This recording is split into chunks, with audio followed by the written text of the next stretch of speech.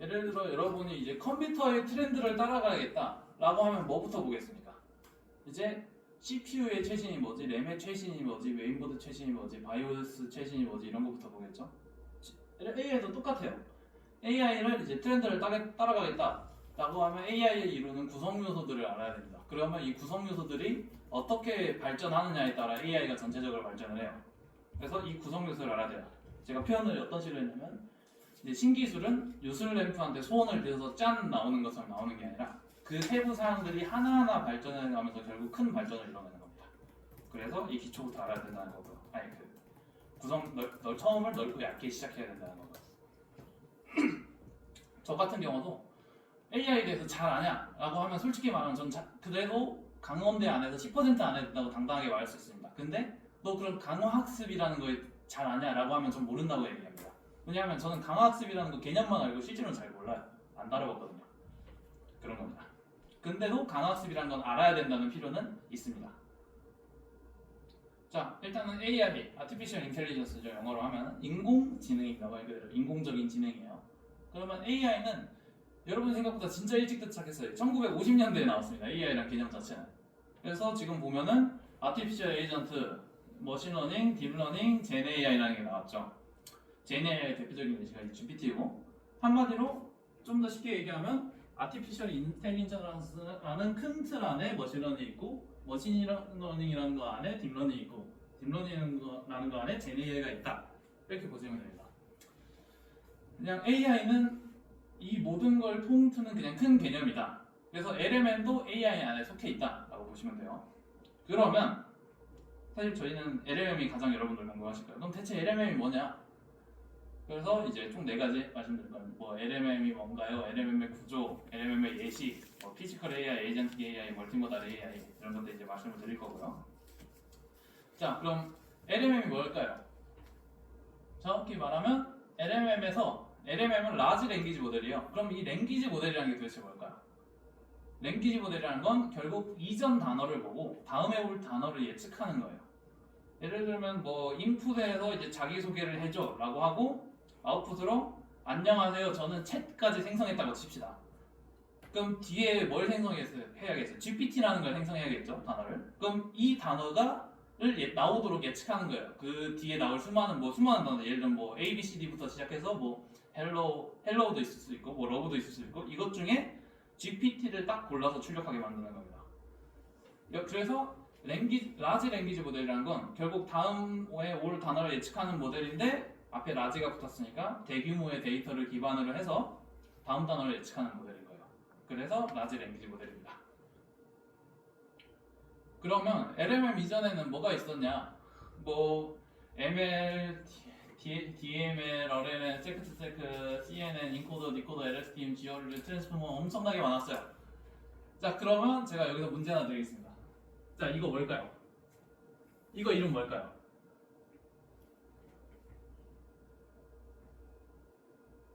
여기 예시 중에 하나예요. 자, 이거 뭘까요? 네, 인코더 아닙니다. RNN 아닙니다. 자, RNN은 이거예요. RNN은 이겁니다. 네, 이거지요. 트랜스포머. 아닙니다. 트랜스포머는 뒤에 나와요. 네, GR. 아닙니다. MLP 아니, MLP가 여기 있나요? 네, CNN 아닙니다. 어떻게 다 빼고 다 매네요. 자, LST 네, LSTM입니다. 자, 이거는 어떻게 보면 제가 발전 과정에 대해서 쭉 써놓은 거예요. 자, ML 나왔고, 이게 머신러닝 나왔고, 딥러닝 나왔고, RNN 나왔고, 이거랑 거의 비슷하게 나왔어요. 나왔고, 그 다음에 인코더 디코더 나왔고, LSTM 나왔고, 이거 발전용 지원료 나왔고, 그 다음에 마지막 트랜스포머가 나왔습니다. 자, 이건 아시죠? 뭔지? 뭐예요? 그냥 말씀해보세요. 이거 뭘까요? 이건 그냥 머신러닝이죠. 그러면 이거는 뭐 있어요? 그쵸, 딥러닝이죠. 그러면 이건 아까 RNN이라 했고, 이거는 이제 LSTM. 이거 말고도 좀 되게 개념적인 게 많은 게 있는데, 그건 이제 구별할 좀 공부하다 보면 당연히 구별할 수 있게 되실 겁니다. 아무튼 자세한 건 뒤에서 얘기할 거니까 그냥 이거는 그냥 이전에 이런 게 있었다 정도만 알아두세요. 왜냐하면 LLM 나오고 이거 싹 다 이제 안 씁니다, 거의. 그러면 자, 그러면 제가 여기서 언급을 안 한 게 있죠. 자, 그럼 신경망 모델. 자, 그럼 신경망 모델이 대체 뭐냐? 뭐 신경망 막 엄청 얘기하잖아, LMM한테도. 정확히 말하면, 그리고 이제 LMM한테 얘가 진짜 뇌처럼 사람처럼 생각하고 대답하기가 대체 뭐냐? 이겁니다. 한마디로 표현하면 이거야. 자, 이게 뉴런이죠. 이게 뉴런이고, 이게 어떻게 보면 그 AI 그겁니다. AI의 퍼셉트론이라고 표현할 수도 있을 것 같은데. 그러면 이 수상 돌기에서 인풋을 받아서 이렇게 쭉 보내서 축삭 돌기에서 아웃풋을 내보내요. 우리도 똑같습니다. 입력을 인풋을 받아서 수학적으로 가중치를 더해서 합해서 활성함수를 거쳐서 아웃이 나와요. 그러면 말은 안 되지만 요 어떻게 보면 요게 요 안의 과정이라고 할 수 있죠. 물론 완전히 다릅니다. 다르긴 한데 아무튼 우리가 머리가 뉴런이 생각할 때 인풋을 받아서 다른 뉴런한테 아웃풋을 보내고 또 다른 뉴런이 아웃풋을 보내고 하는 것처럼 우리도 입력이 들어오면 안에 있는 노드들이 인풋을 받아서 아웃풋을 내보내고 또 그 노드들이 인풋을 받아서 아웃풋을 내보낸다 해서 신경망 모델 이런 식의 원리를 다 쓰는 것들이 이제 신경망 모델이라고 합니다. 물론 뭐 아래 뭐 활성함수다 단순화요 모델링한 뭐 여러 신호를 받아 뭐 이거 다 필요 없습니다. 비선형적 특징 저거 지금 아실 필요 없어요. 왜냐 여러분 그 컴퓨터 공학과 수업 들으면 다 나옵니다. 네. 궁금한 게 네. 무언가를 작업하려면 인풋이 있으면 무조건 아웃풋이 있어야 되는데 저게 왜 대단한 건지 모르겠어요. 항상 당연한 거 아닌가요? 약간 뭐라고? 그러니까 인풋이 있으면 아웃풋이 존재해야 한다는 건데 네. 무언가를 해결하려면 함수도 인풋이 있고 아웃풋이 있잖아요. 아. 근데 저게 왜 대단한 건지 모르겠습니다. 무슨 차이가 있을까? 자, 그러면 자, 요거를 함수처럼 생각을 해봅시다. 그러니까 그 신경망 모델의 가장 큰 차이점은 그거예요. 자, 이렇게 하면 되겠다. 자, 머신러닝 신경망 모델일까요?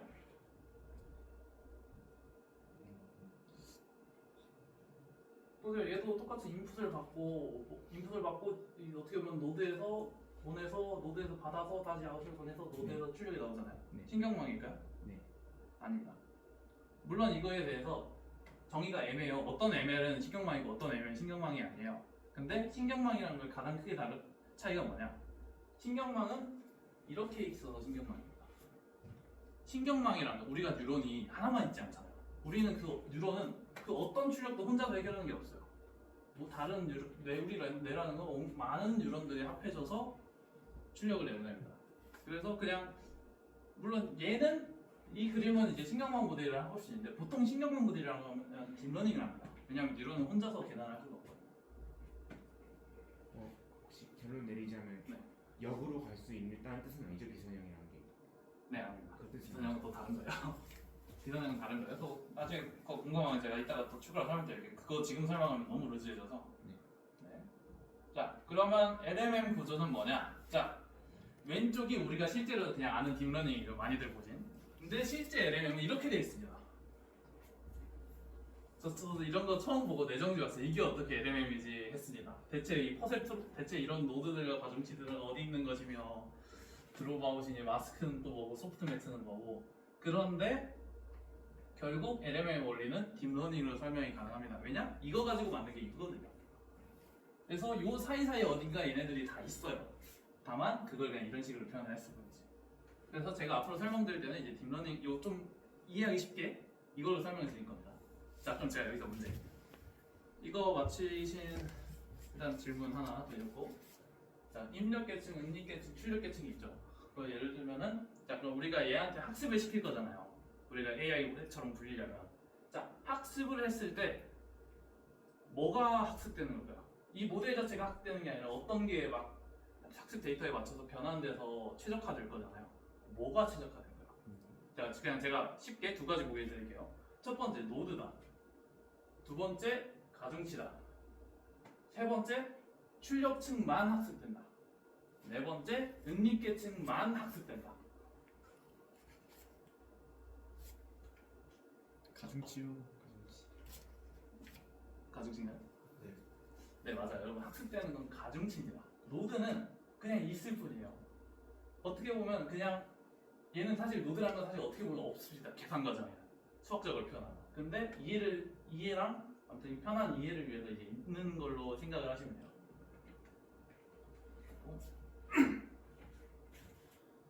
가중치를 학습한다는 걸 항상 생각을 했습니다. 자, 그러면 가중치는 곧 파라미터입니다. LMM에서 우리 LMM은 막 7B입니다, 막 180B입니다 이러면은 이런 가중치가 180빌리언 개가 있다는 거예요. 노드가 180빌리언이 아니라. 이거 의외로 헷갈리시는 분들이 되게 많습니다. 시험에도 나오면 생각보다 틀리는 사람이 많아요. 제가 해봐서 압니다. 물론 저는 안 틀렸어요. 아무튼 자, 그러면 이제 LMM의 구성 요소를 알아야겠죠. 자, 일단 LMM은 총 이렇게 6가지가 있어요. 되게 많아요. 근데 빠르게 짚고 넘어가겠습니다. 왜냐면 뒤에 할 게 많아요. 자, 학습 방식이 총 3가지가 있습니다. 이제 사전학습, 파인튜닝, 이제 강화학습이라고 하는데, 자, 혹시 여기서 사전학습이랑 파인튜닝을 이제 구별해서 차이점을 설명해 볼 수 있습니다. 그분 지금 설명할 수 있으면 그분은 제가 당장 질문 5개 한 걸로 취급해 드리겠습니다. 오케이. 자, 프리트레인 사전학습이란 건 어떻게 보면 말 그대로 이거 사전학습은 이제 프리니까 어떻게 보면 약간 다른데 바이블을 학습하는 겁니다. 어떻게 보면 딕셔너리를 학습하는 거예요.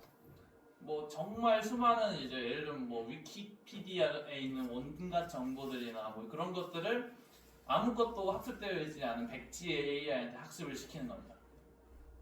이거를 범용 학습이라고도 해요. 그러면 얘는 이제 좀 지식을 갖게 됐어요. 이제 지식을 갖게 됐어요. 학습시킨 만큼. 그러면 이제 그 상태에서 얘가 지금 약간 예를 들면 수학 그 국영수로 생각을 했습니다. 국어, 영어, 수학을 다 50점 맞는 애를 만들어놨어요. 근데 나는 얘한테 수학 문제를 조금 더 학습시켜서 수학을 더 잘하게 하고 싶어 라고 해서 특화시키는 게 파인튜닝입니다. 이미 프리트레인드 된 거에 추가 학습을 시키는 게 파인튜닝이에요. 그러면 어떻게 되냐? 국어랑 영어 점수는 조금 떨어져요. 혹은 안 떨어질 수도 있어요. 근데 수학 점수가 한 80점, 90점까지 오르는 거예요.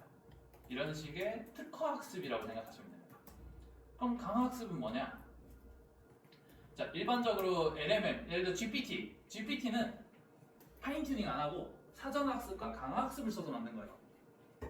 그러면 강화 학습이란 건 대체 뭐냐? 일종의 성격 학습입니다. 자, 예를 들어 사전 학습을 만들어서 넌 자기소개 해줘라고 하면은 뭐 예를 들어 GPT는 어떨 때는 안녕 나는 GPT야 라고 할 거고 어떨 때는 응 난 GPT, 어떨 때는 안녕하세요 저는 GPT라고요 막 이런 식으로 여러 가지의 답변을 출력해낼 거예요.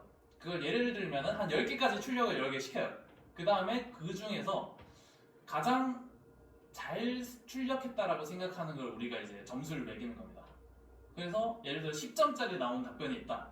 그러면 얘가 그 방향으로 출력을 하도록 학습을 시키는 거예요.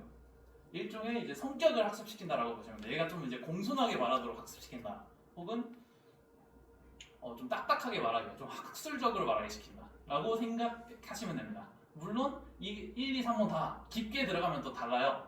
근데 그냥 이 정도로 생각해 주시면 됩니다. 자, 두 번째 모델 구조입니다. 이게 아까 제가 말씀드렸던 트랜스포머 구조예요. 인코더랑 디코더라고 하는데 이건 제가 다음 주에 또 발표를 해드릴 겁니다. 아무튼 요건 트랜스포머라는 거예요. 이게 트랜스포머 구조입니다.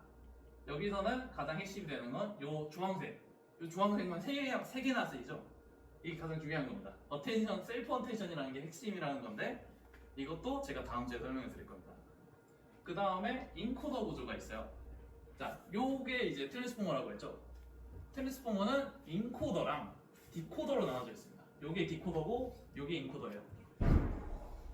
트랜스포머는 요거 두 개 같이 쓴 거고, 야 트랜스포머가 성능이 너무 좋더라 그럼 인코더만 떼서 써보자 했더니 이것도 성능이 너무 좋아요. 그래서 나온 게 인코더 구조. 그 다음에 야 그럼 디코더만 떼서 써보자 하니까 이것도 성능이 너무 좋아요. 그래서 사실 최근 LMM은 거의 다 이 디코더만 씁니다. GPT도 디코더만 쓰고 제미나이도 디코더만 쓰고 다 디코더만 써요.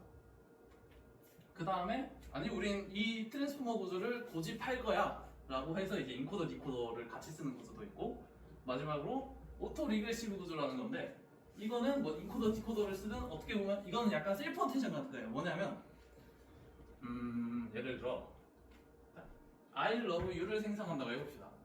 그러면 어떻게 하냐면 자, 스타트 딱 그럼 I가 나오겠죠. 이 I를 다시 인풋으로 넣어요. 그러면 love가 나와요. love를 다시 인풋으로 넣어요.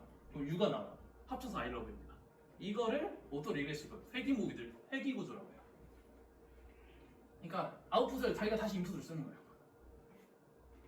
그래서 여러분이 GPT를 쓸 때 오래 걸리는 겁니다. 왜냐? 한 번에 딴 하고 생기는 게 아니라 하나하나 이제 생성한 걸 다시 인풋을 써서 출력하고 인풋을 써서 하느라고 오래 걸리는 겁니다.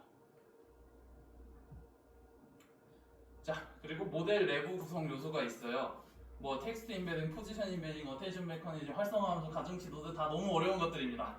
그래서 이런 게 있다 정도만 알고 제가 좀 가볍게 설명을 드리면 뒤에 설명이 더 있나? 없네. 오케이.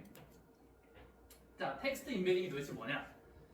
AI는 자 컴퓨터는 여러분 0101밖에 몰라요, 그죠? 그러면 AI는 뭐밖에 모르냐? 숫자밖에 모릅니다. 컴퓨터는 모든 게 이산적이에요. 숫자로 표현해야 됩니다. 그러면 우리가 이 자연어, 안녕하세요, 한글, 영어 이런 걸 어떻게 숫자로 표현하냐? 라고 어떻게 숫자로 표현하지 해서 만들어낸 숫자로 바꿔내는 방법이 텍스트 인베딩입니다. 자연어를 글자를 숫자로 바꾸는 거예요. 실수를 어떻게 보나? 굳이 또 맞으면 벡터로 바꾸는 거예요. 근데 이제 뭐 텍스트 인베딩이라는 방법을 써서 그냥 자연어를 벡터로 바꾼다 정도로 생각하시면 돼요. 이거는 또 이제 다음번에 얘기할 게 있을 겁니다. 그 다음에 포지션 인베딩은 그냥 텍스트 인베딩이랑 비슷해요. 그 뭐라 해야지? 말 똑같은 예시로 I love you가 있다고 해봅시다. 근데 이 I가 맨 앞에 있다는 걸 알려줘야 돼요. 왜냐면 I가 맨 앞에 있으면 주어인데 뒤로 가면 얘가 뭐가 될지 모르잖아요.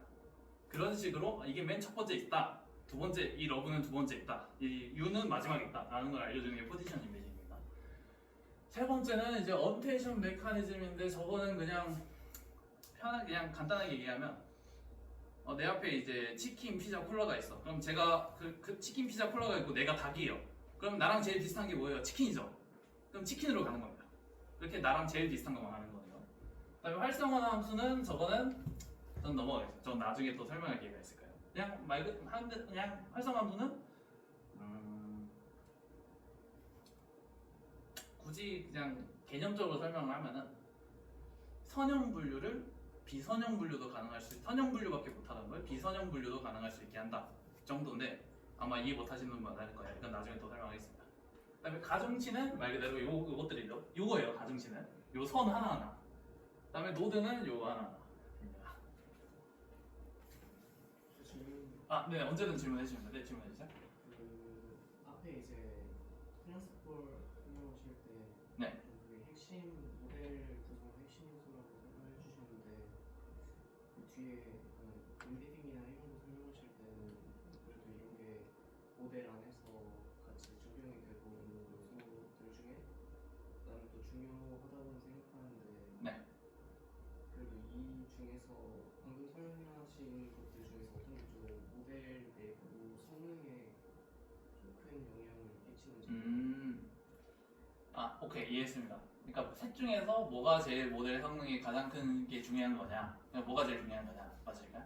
자, 뭐가 제일 중요하냐? 자, 근데 이거는 좀 그렇게 단적으로 말할 수는 없는데 좀 설명해 드릴게요. 모델의 성능에 가장 큰 영향을 미치는 거는 셀프 어텐션입니다.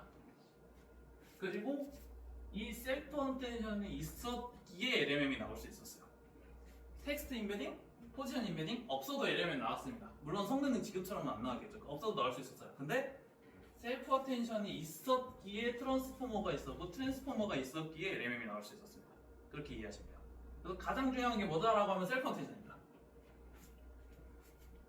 포지션 인베딩이나 텍스트 인베딩은 이 LMM이 아니라 이 딥러닝 때부터 있었어요. 딥러닝 때부터. 그 머신러닝 때부터도 있었고. 자, 다음 추가 질문 지금까지 있으신 분? 혹시 몰라서. 오케이, 자 이어서 하겠습니다. 세 번째인가요? 세 번째는 이제 LMM이 학습을 시켜야 될 거 아니에요. 그러면 얘를 학습시킬 때 신경 써야 되는 것들이 있습니다. 총 이제 크게 보면 세 가지예요. 옵티마이저, 스케줄러, 뭐 하이퍼 파라미터. 하이퍼 파라미터는 아마 여러분 들어보셨을 것 같은데 말 그대로 사람이 조정할 수 있는 모델 구조입니다. 예를 들면은 나는 이 은닉계층을 이게 지금 4개인데 한 10개로 만들어 버리고 싶어. 이런 걸 조정하는 게 하이퍼 파라미터입니다. 혹은 이게 지금 은닉층이 돌려 6개가 있죠. 노드가 한 개의 레이어에. 이거를 한 100개의 노드로 만들고 싶어. 그런 겁니다. 그런 걸 조정하는 걸 하이퍼 파라미터라고 해요. 그러면 옵티마이저, 스케줄러 대체 뭐냐 이게 좀 어려울 수 있는데 제가 이거 그래서 사실 링크를 좀 준비해 왔어요. 이거는 좀 움직이는 그림으로 보여드리는 게 더 쉽겠다 싶어서. 자, 요 오른쪽에 있는 요 6가지가 이제 옵티마이저 종류 6가지입니다. 보면 그리고 이 그림의 목표는 가장 빨리 요 아래로 떨어지는 거예요. 그 가장 빨리 떨어질수록 학습이 잘 되는 겁니다. 그러면 뭐가 가장 제일 빨리 떨어져? 이 노란색이 제일 빨리 떨어져. 아다데가. 보시면 아다데가 훅 떨어져. 나오는 애들은 좀 이렇게 막 여기 있고. 그래서 옵티마이저가 하는 역할이 뭐냐? AI가 학습이 가장 빠르게 되도록 도와주는 겁니다. 예를 들면 여러분이 뭐 GPT를 만들 수 있어요. 근데 이 좋은 GPT를 만들 수 있는데 학습 시간이 한 1만 년 걸려요. vs 한 10년 정도 걸려요. 이걸 갈라주는 게 옵티마이저입니다. 학습 속도의 차원을 다르게 해줘요. 보시면 이 SGD라는 아주 기본적인 거는 계속 여기 있죠. 근데 아다데제는 바로 훅 내려갑니다. 그래서 이 옵티마이저가 학습 속도를 결정하는 데 굉장히 중요한데, 그리고 중요한 게 우리는 학습을 제한된 시간 동안 시킬 수밖에 없어요. 그러면 SGD는 계속 여기서 끝날 거예요. 학습 성능이. 근데 얘는 여기까지 내려가주니까 성능이 훨씬 더 좋아지겠죠. 학습 속도가 다르니까 더 성능이 좋게 나온다. 네. 그래서 지금 그냥 저기 뭐예요? 한마디로 옵티마이저라는 거 내부에 여러 가지 종류가 있는 건데. 네, 지금 계셔요. 네. 근데 왜 어떻게 분리된 건지 모르겠어요. 그냥 네. 자, 옵티마이저는 이 6개 중에 하나만 써요. 그냥 이 6개만 있는 것도 아니에요. 더 있어요. 심지어 요새는 이거 다 안 씁니다. 더 좋은 거 써요. 아담 W라고 그걸 쓰는데 결국 요 6가지 중에 그냥 하나만 쓰는 거고 뭐 여러 개 쓰고 그런 거 없어요. 그 다음에 이건 뭐냐면 뭐라 해야 되지? 그냥 정식 명칭은 뭐냐면 특징 공간입니다. 정식 명칭은 특징 공간인데 그냥 쉽게 생각하면은 그냥 y 값이 더 낮은 공간일수록 모델의 성능이 더 좋아진다라고 생각하시면 돼요. 예를 들면 2+2를 계산하는 계산기가 플러스를 계산하는 2+2를 계산해야 되는 계산기가 있다 해봅시다. 그러면 여기에 정답이 있어요. 4 낮은 모델. 그러면 여기는 막 6이라고 나오는 6이고 8이고 10이고 이러는 겁니다. 그러면 정답을 있는 곳을 빠르게 학습해야겠죠. 그런 겁니다. 정식 명칭은 뭐 특징 공간이랑 뭐 그런 거라고 하는데 이거는 여러분이 나중에 찾아보면 논문 읽으면서 공부하시다 보면 자연스럽게 알게 되실 겁니다. 네, 제가 제가 SGD나 오멘텀은 좀 그래도 익숙한데 네. LLM이 그 대규모 대용량들을 좀 많이 빨리 처리하는 게 중요하다고 생각하는데 그러면 좀 SGD 같은 게 유리하다고 LLM의 SGD 같은 게 유리하다고 생각을 해야 되나요? 그러니까 LLM은 되게 대용량 데이터를 하니까 SGD가 오히려 더 유리하다라는 말씀이실까요? 왜 그렇게 생각하셨죠? 왜냐면 SGD가 이제 좀 정보들을 그 기준 순서를 보고서 한 군데 모아서 좀 빨리 어떻게 보면 결과값 내는데 좀 더 최적화된 방법이라고 생각을 하는데. 그러니까 한마디로 시간 목적도가 낮아서 네. 맞을까요? 자, 그러면 일단 이걸 설명해 드릴게요. 자, 예를 들어 이 그래프에서 처음 학습시키지 않은 모델 시작이 여기라고 쳐봅시다. 그러면 예를 들어 SGD를 적용하면은 어떻게 보면 요 지금 여기서 성능이 제일 좋은 아다 델타보다 더 빠르게 여기로 올 겁니다. 어떻게 보면 이렇게 안 그럴 수도 있긴 한데 그럴 수 있어요. 여기로 더 빨리 내려올 수 있어요. 근데 얘는 여기서 못 벗어납니다. 근데 아다 델타는 만약에 여기서 시작했다라고 하면 얘는 바로 이렇게 갈 겁니다. 그래서 똑같은 시간 어쨌든 말 그대로 대규모의 데이터잖아요. 짧은 좀 오히려 약간의 데이터로만 하면은 아다 델타나 SG나 큰 차이가 없을지도 모릅니다. 왜냐하면 요 가는 폭 자체가 적으니까. 근데 만약 대규모의 데이터다라고 하면은 얘는 여기서 멈춰 있는데 얘는 저 지각 끝까지 이제 멘틀까지 뚫고 내려가는 거예요. 그래서 오히려 아다 델타가 더 오히려 알고리즘적으로 시간 복잡도가 좀 더 높을지라도 성능을 보면은 훨씬 더 성능이 좋아진다. 그리고 사실 큰 차이가 안 납니다. 시간 복잡도가. 이렇게 되고요. 혹시 답변 되셨을까요? 아 그리고 혹시 몰라서 말씀드리는 건데 저도 강의에서 교수님한테 질문 안 되면 너무 질질 끌기 그래서 그냥 ES에 하고 넘어가는 경우가 많거든요. 지금은 여기서는 안 그래도 되고 만약에 제가 좀 질질 끌린다면 그냥 제가 컷하고 나중에 설명드릴 거예요. 그런 식으로 하시면 되고요. 자, 그러면 이어서 이런 저 솔직히 너무 좋습니다. 이런 식으로 발표해 주시는 거. 제가 사실 여러분 일일이 다 기억 못해서 본인이 기억해 주고 계셔야 돼요. 몇 번 질문했는데. 자, 그러면 대체 스케줄러는 뭐냐? 스케줄러는 한마디로 그냥 학습률을 조정하는 거예요. 단적으로 하면 스케줄러 예시는 선형이 있고 코사인 그래프가 있고 사인 그래프가 있고 대표적으로 이렇게 있습니다. 그럼 뭐냐? 자, 스케줄러가 만약 리니어 선형이다 라고 하면 학습률이란 게 그냥 학습이 많이 될수록 쭉 내려갑니다. 선형으로. 코사인 그래프 어떻게 해요? 이렇게 돼 있죠. 그러면 얘는 처음에 높았다가 이제 쭉 내려가서 나중에는 학습이 엄청 조금씩 됩니다. 사인은 오히려 처음에는 조금 됐다가 나중에 엄청 많이 돼요. 학습이. 그래서 이제 가장 좋은 예시로 이제 수업 시간에도 이제 교수님이 자료를 사용하시는 이런 건데 그냥 조금 더 쉽게 학습률이라는 거에 대해서 설명을 하면은 저희 아까 그래프를 다시 보죠.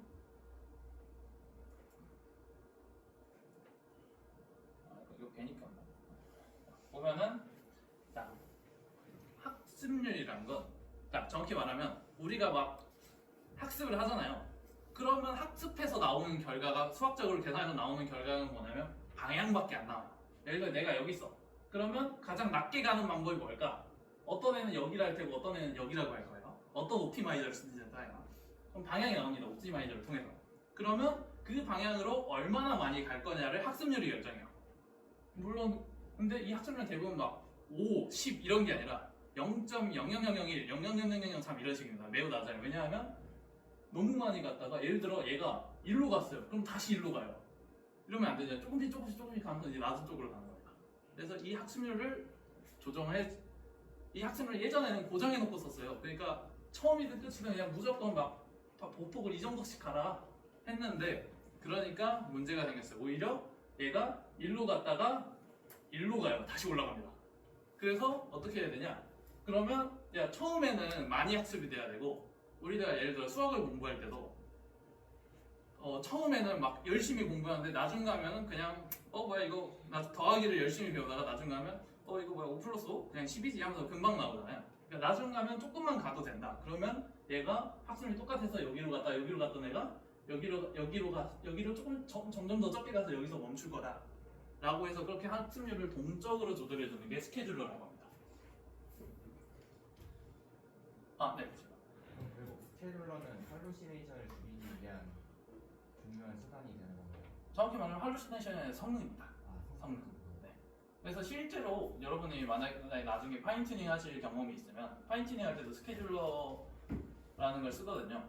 이 스케줄러를 리니어로 하냐, 코사인으로 하냐, 사인으로 하냐, 탄젠트 함수로 하냐 아무튼 뭐 되게 진짜 많거든요. 수학적 그래프로 들어가서. 그래서 그거를 뭐로 쓰느냐에 따라 실제로 성능이 달라집니다. 이건 제가 연구로도 테스트를 해봤기 때문에 진짜 성능이 달라집니다. 그래서 이제 예를 들어 AI 연구해서 실제로 하는 노가다가 뭐냐라고 하면은 이런 식으로 하이퍼 파라미터 이거 제가 치워놨구나 잠시만요. 하이퍼 파라미터를 최적의 하이퍼 파라미터를 찾는 거예요. 이런 하이퍼 파라미터는 수학적으로 정의된 게 없습니다. 지금 나와 있는 논문들도 다 이렇게 하이퍼 파라미터를 설정하니까 좋았더라예요. 노가다를 찾는 겁니다. 물론 이제 예를 들어 스케줄 이게 성능을 이게 스케줄 뭐 예를 들면 하이퍼 파라미터 중에 하나인 그 학습률이라고 해봅시다. 러닝 레이트를 조금씩 올렸더니 점점 좀 좋아지다가 2 이상 넘어가니까 다시 성능이 낮아져요. 그럼 이 정도쯤이 고점이겠구나 생각하는 거죠. 네, 질문 답변되셨어요? 추가 질문 더 네. 근데 학습을 했는데 왜 떨어져요? 더야. 이제 이거를 과적합이라고 합니다. 이게 과적합이라고 하는데 예를 들면은 얘한테 계속 2+2라는 걸 학습을 시켜요. 2 플러스 2는 4다라는 걸 계속 학습을 시켜요. 그러면 얘가 좀 어느 정도 잘 학습이 되면은 적당량 학습이 되면 얘는 1+3도 계산할 수 있을 거고 5+7도 계산할 수 있을 겁니다. 왜냐면 얘는 적당히 학습시키면 플러스라는 거에 대해서만 학습을 하니까요. 근데 얘를 만약에 2+2를 한 100만 번 학습시켜요. 그러면 얘는 1+3을 내면 계산을 못합니다. 왜냐? 2+2는 4라는 것만 외우는 거예요. 영어 단어로 치면은 오히려 그 영어 단어를 외우려고 했더니 오히려 정답 순서를 외워버리는 거예요. 그런 겁니다. 예, 그러면 더 질문 있으실까요? 네, 오케이. 저는 넘어가겠습니다. 물론 이 학습 과정의 기술 요소는 뭐 모델에 따라 여러 가지 기법이 존재하고 지금도 새로 나오고 있습니다. 이거 외에도. 그래서 이런 거는 이제 나중에 관심 있으면 보시면 좋을 것 같고요. 요거는 인공지능 때 배우실 겁니다. 3학년 1학기 때, 3학년 2학기 때인가 3학년 2학기 때 배우실 건데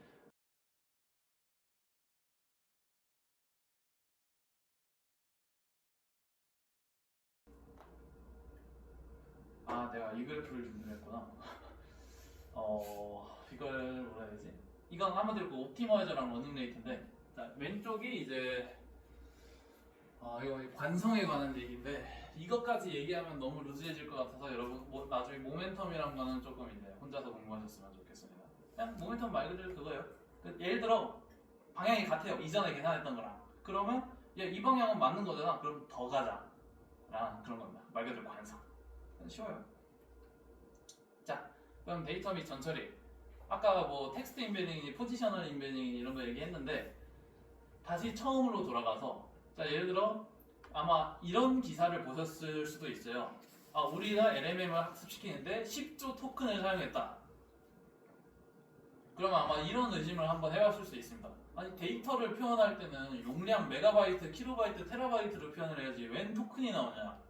토큰은 인풋 토큰, 아웃풋 토큰 할 때 그거 아니냐? 라고 하실 수 있어요. 그거를 하는 게 그래서 있는 게 토크나이저고 토크나이저는 뭐냐? 자, 학습 데이터는 말 그대로 메가바이트 그냥 있는 거예요. 그냥 텍스트 데이터입니다. 혹은 이미지 데이터.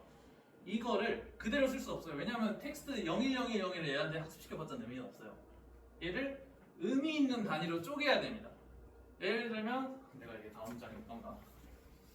다음 장에 있네요. 자, 토큰은 그럼 도대체 토큰은 뭐냐?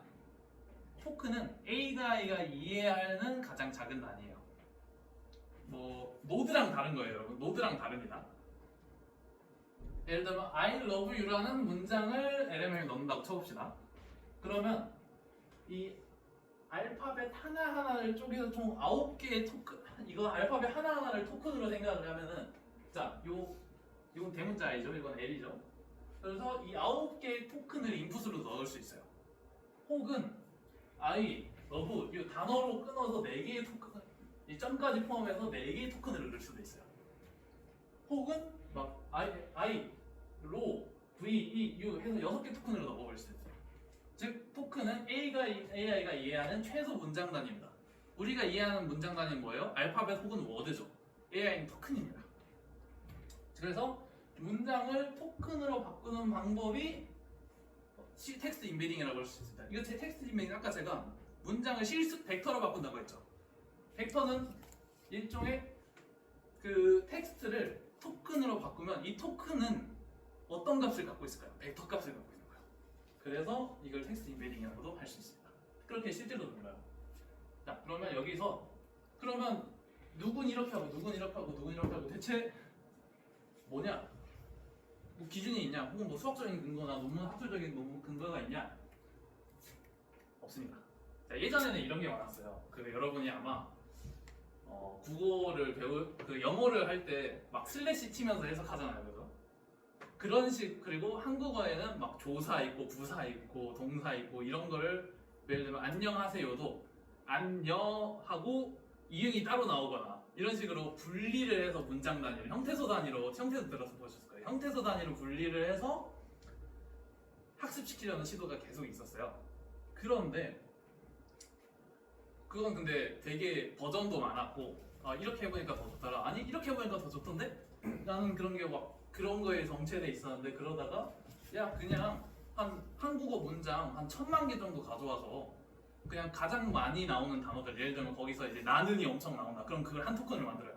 그렇게 하니까 얘가 이거를 이제 BP라고 통계 기반 토크나이저라고 하는데 그런 식으로 많이 나오는 단어들을 묶어버린 거예요. 그러니까 자 막 형태소로 나누는 것보다 성능이 더 좋은데?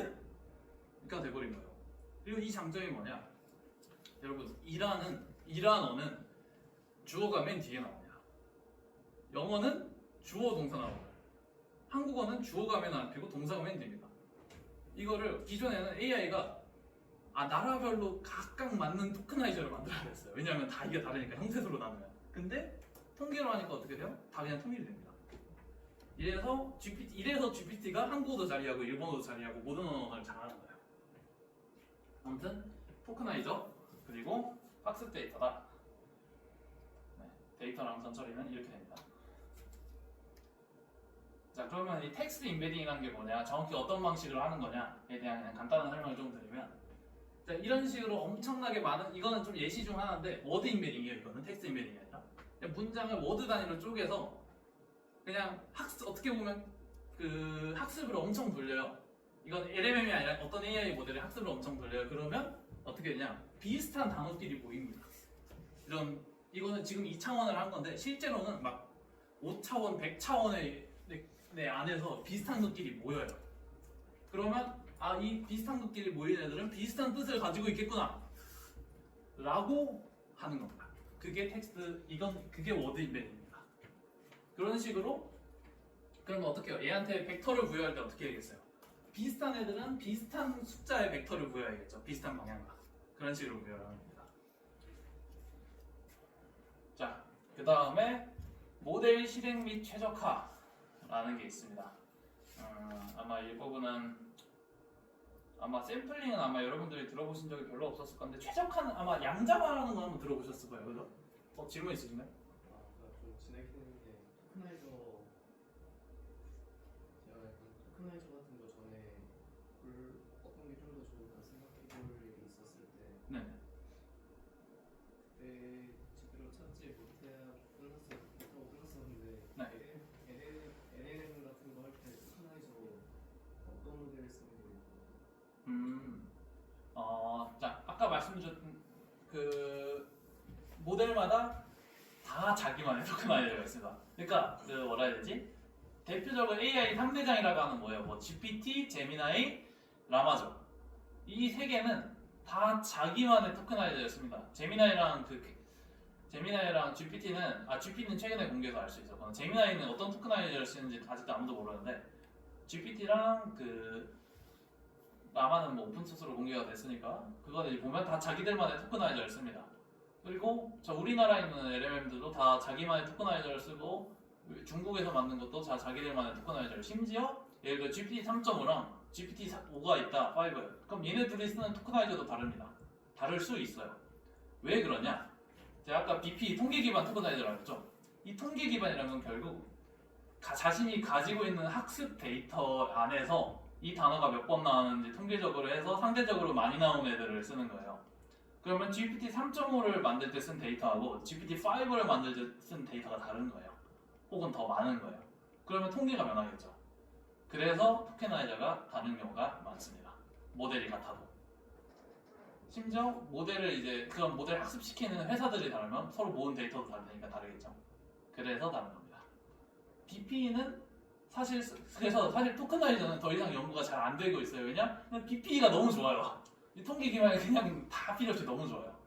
그래서 이쪽은 제가 알기로 좀 연구가 연구가 좀 다른 거에 비해 좀 느린 걸로 알고 있는데 그래도 여기도 연구 계속 되고 있습니다. 막 뭐지? 이거 토큰 기반이니까 야 토큰 기반이면 사람이 생각하기 너무 힘들다. 이거 메가바이트 기반으로 바꾸자 라는 연구도 있고요. 생각보다 재밌습니다 그런 것들. 네, 설명되었을까요? 네. 그러면 질문 언제든 이어서 해주시고.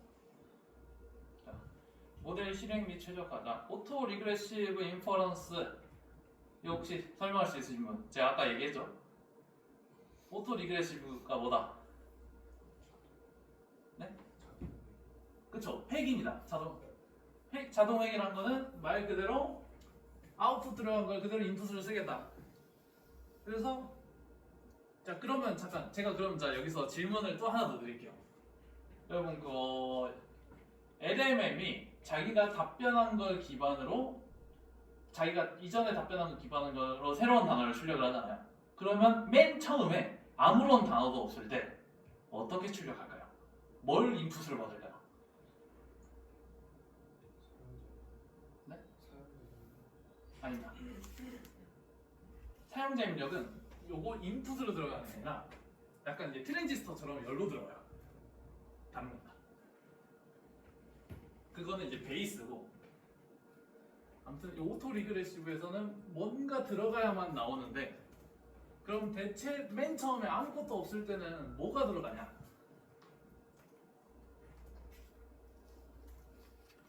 여기서는 이제 SOS라고 하는데 이게 실제로 제가 알기로 이게 스타트 이게 S가 스타트일 거예요. 이게 OS가 뭔지 기억 안 나는데 이게 스타트고 이게 엔드인데 스타트 오브 센텐스인가 그럴 겁니다. 이거 원래 스타트 오브 토큰인가 그렇게 돼 있는데 뭐냐면 특수 토큰이라는 게 들어가요. 좀 이제 특수 토큰 그러니까 그냥 문장 시작이라는 걸 알려주는 게 들어가는 겁니다. 그러니까 다음 이 출력이 아니라 그냥 문장이 시작했어라는 걸 알려주는 게 들어가는 거예요. 끝은 뭐다? 그러면 이거는 그거예요. 모델이 예를 들어 I love you를 나왔고 점이 나왔으면 끝나야 되잖아요. 근데 I love you 하고 이상한 게 또 나오면 안 되잖아요. 그러면 이 끝을 얘가 생각하기에 이 문장 이제 끝났어 라고 하면 이제 이 문장 끝났다는 걸 출력하는 거예요. EOS 토큰. 그러면 여기서 문장이 멈춥니다. 출력이. 이런 식으로 돼요. 그래서 아마 이거 아시는 분 별로 없을 겁니다. 만약 그래서 여러분이 이제 딴 데 가서 좀 LMM에 대해서 좀 내가 아는 척을 하고 싶다 라고 하면 야 너 LMM 처음 출력할 때 아무것도 없을 때 뭐 들어가는 줄 알아? 라고 하면은 사실 답변할 수 있는 사람 그렇게 많지 않을 거예요. 그 다음에 자 샘플링은 뭐냐? 뭐 빔서치, 탑K, 탑P, 템퍼러처 그냥 사실 저거는 일종의 하이퍼 파라미터입니다. 하이퍼 파라미터.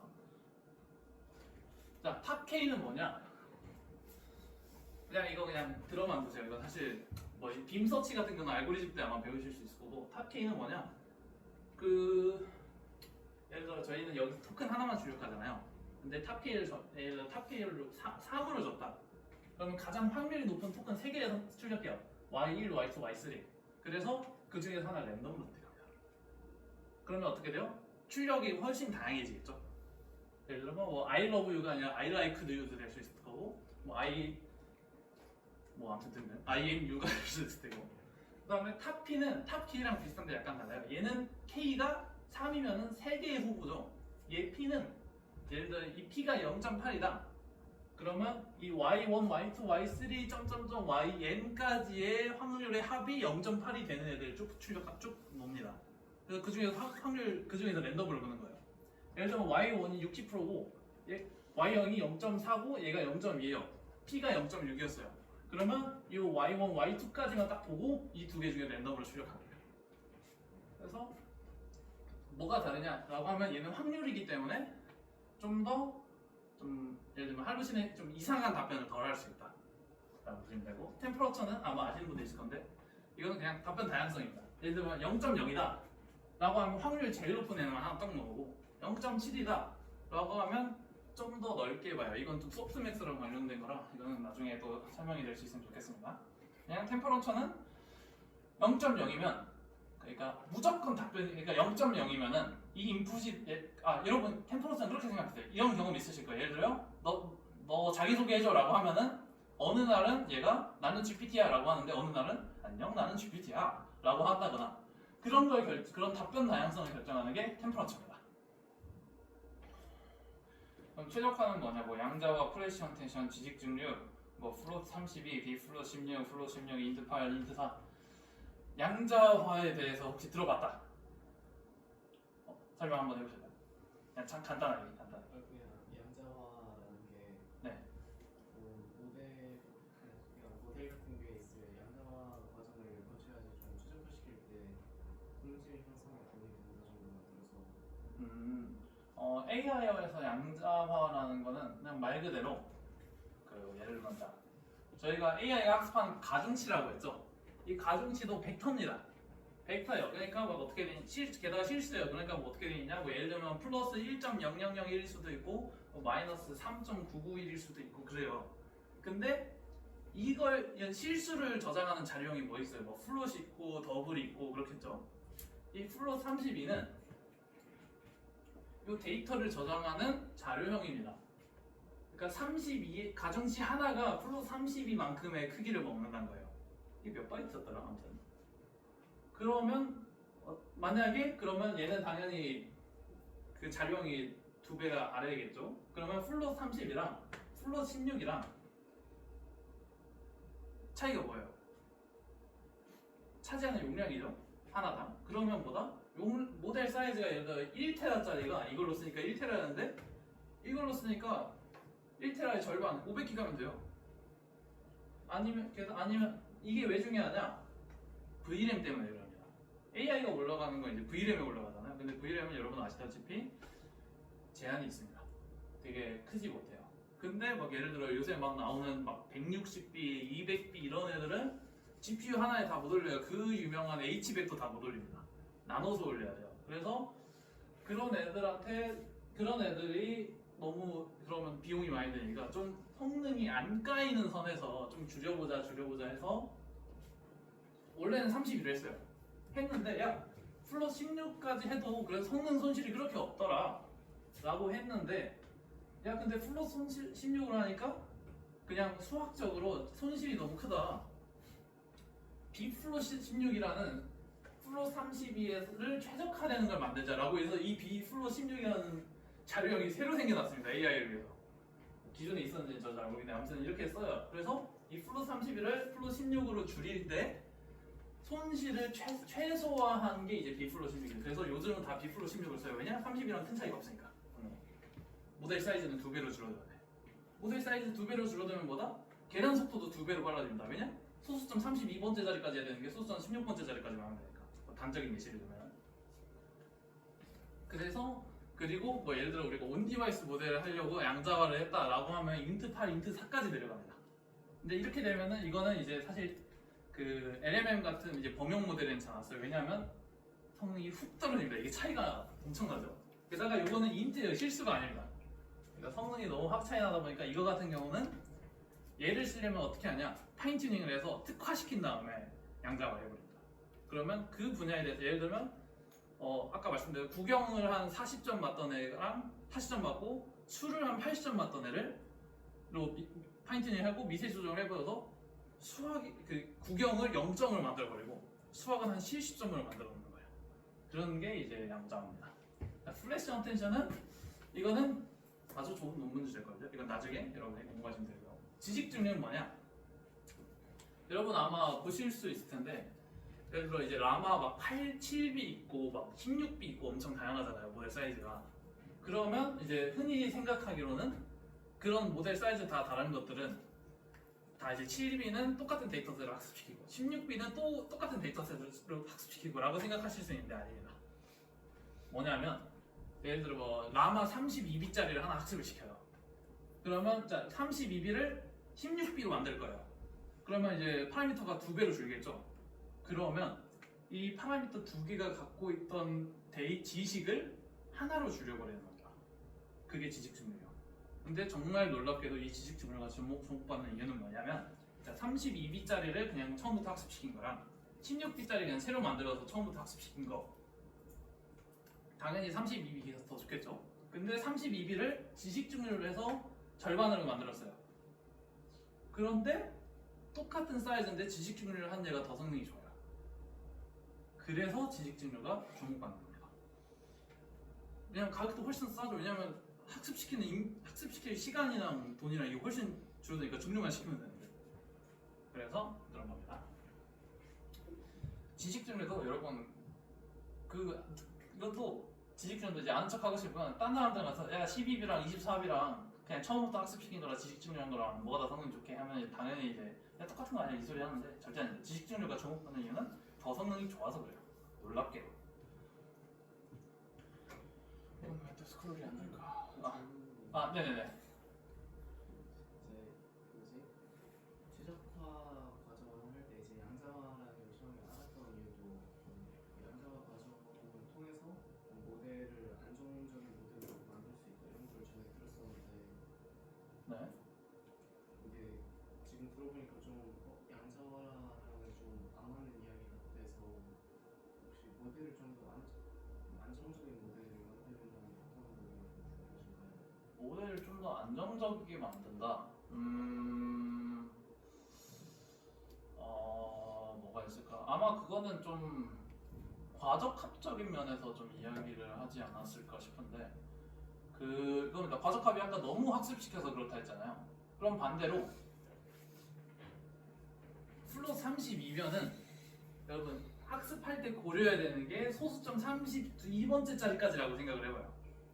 그러면 예를 들어 이 32개 중에서 하나만 살짝 삐끗나도 얘가 이상한 방향으로 가기 시작할 겁니다. 근데 B 플롯 16, 근데 소수점 아래 16개까지만 고려해도 돼요. 그러면은 훨씬 더 고려할 대상이 있죠. 그냥 여러분이 생각할 때 32명을 교육하는 거랑 16명을 교육하는 거랑 어디서 삐꾸가 더 많이 날까요?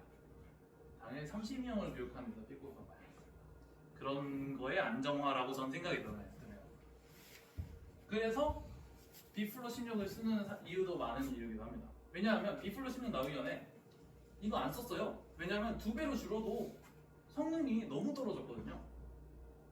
안정화되면 그러면 이제 안정화되지도 않고 오히려 성능이 너무 떨어져 버리니까. 그래서 나온 게 B플롯 16인 거예요. 이게 좋더라. 딱 중간 지점에 장점만 둘 다 갖고 있더라. 그래서 야 이걸로 하면 안정화도 되고 뭐 사이즈도 줄고 성능이 오히려 더 좋아지는 경우도 있고. 그러니까 이걸 시작가 된 겁니다. 요새 정확히 말하면 올해 기준으로 다 이제 B 플러스 16으로 나와요. 올해 기준으로. 작년까지만 해도 막 32, 16 왔다 갔다 했습니다. 질문 답변됐어요? 다른 분들은 없으신 것 같고 혹시 만약에 제가 못 봤다면 그냥 제 이름 그냥 질문 있으면 그냥 크게 말해주세요. 자, LMM 종류 자, 사실 이제 거의 끝나갑니다. LMM 종류 정말 많습니다. 자, 여러분들이 잘 아는 뭐 GPT, 제미나이, 카나나 이거 카카오에서 만든 거고요. 이제 하이퍼클로바 XCD 이거는 네이버에서 만든 거고, 엑사원 이거 LG에서 만든 겁니다. A.X SK에서 만든 거고, 미듬, KT, 이거 솔라, 이러면 업세이지 만든 거고, 이것도 라마가 만든 거고, 퀸 이거 중국 알리바바가 만든 거고, 버트 구글이 만든 겁니다. 정말 많아요.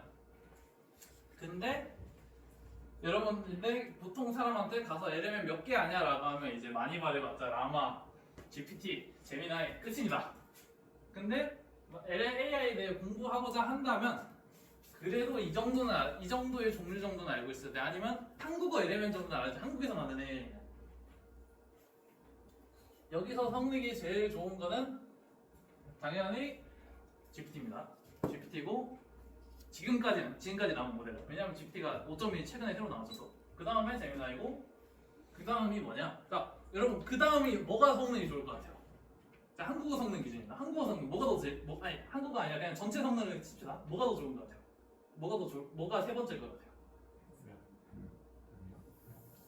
라마요? 아닙니다. A.X? 아닙니다. 엑사원? 아쉽게도 아닙니다. 얘 그 주장으로는 야 우리 한국어 글로벌 성능 3위까지 올라왔어. 아닙니다. 아닙니다. 카나나. 아닙니다. 아닙니다. 아닙니다. 미드. 여러분 퀸이에요. 중국이 대단한 가장 큰 대표 주자 중 하나가 퀸입니다. 물론 딥시크는 여기 없죠. 그리고 왜냐면 딥시크는 오픈 소스긴 한데 퀸이 더 주목을 많이 받습니다. 그래서 보통 이제 라마는 이제 라마 3는 좋은데 최근 이건 옛날에 좋은 거예요. 2년 전에 좋은 거예요. 이거는 라마 4 나왔는데 라마 4 망했어요, 여러분. 그 다음에 한국 모델 중에 성능이 뭐가 제일 좋냐면 당연히 엑사1인 거야. LG가 여러분 진짜 잘해요. 그 다음이 정말 놀랍게도 업스테이지입니다. 업스테이지고 그 다음부터는 뭐 사실 다 삐까삐까한데 카나다가 성능이 제일 안 좋아요. 카카오 얘 잘 못합니다. 근데 놀랍게도 뭐냐? 제 연구에서 파인튜닝 했을 때 카나다가 성능이 제일 좋았어요.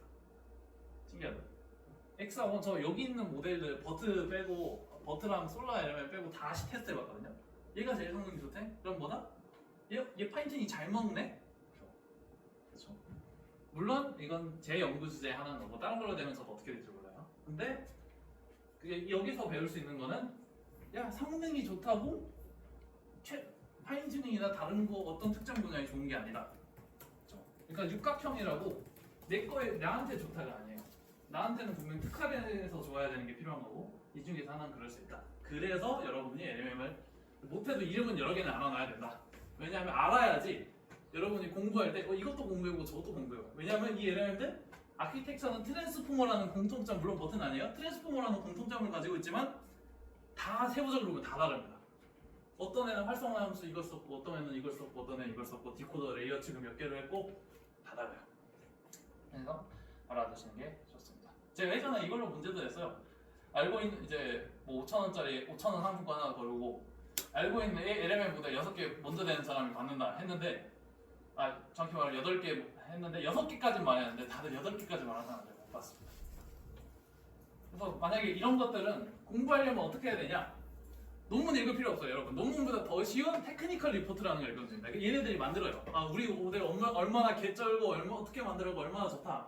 자랑거리로 만드는 거라 읽기 쉽습니다. 게다가 한국어 모델들은 한국어로 올려요, 여러분. 읽기 쉽습니다. 자, 그러면 이제 아마 한 번쯤은 근본적으로 가질 수 있으실 질문인데, 자, LMM은 진짜로 학습을 하는 건가? 그냥 아까 제가 계속 확률 모델이라고 했죠. 그냥 어중간하게 확률만 계산하는 애 아니냐? 진짜 얘가 지식이라는 걸 갖고 있는 게 맞아? 우리처럼? 정답은 노입니다. 얘는 지식이란 게 없어요.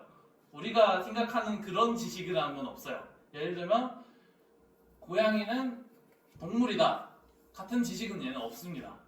정확히 말하면 마치 이해한 것처럼 언어 패턴을 고도로 학습한 확률 모델이에요. 예를 들어 지금 대통령은 누구야? 라고 물어봐요. 그러면 대통령이 나왔으니까 대통령이 나오면 답변해야 될 가장 큰 좋은 확률은 지금이 2025 트럼프다. 지금 2025년도니까 이런 고민 하나도 안 해요.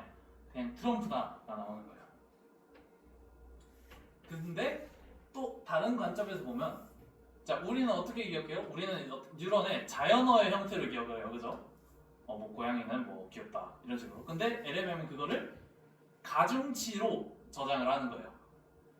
그래서 어떻게 보면 LMM이 학습할 수 있다라고 하지만 우리는 여전히 LMM은 진짜로 학습하는 게 아니다라고 얘기합니다. 왜냐? 블랙박스 문제가 있으니까. 그래서 나오는 이 LMM 한계 아마 여러분들이 다 아까 어떤 분 말씀해 주셨는데 환각, 편향, 콘텍스트 랭스 제한, 논리 한계, 최신 연구 취약이라는 약점이 있는데 그냥 간단하게 얘기하면 할루시네이션은 여러분 너무 잘 아실 테니까 넘어갈게요. 이거는 아마 안 들어보시는 분 없을 거예요. 이거 모르면 안 돼요. 자, 편향은 뭐냐?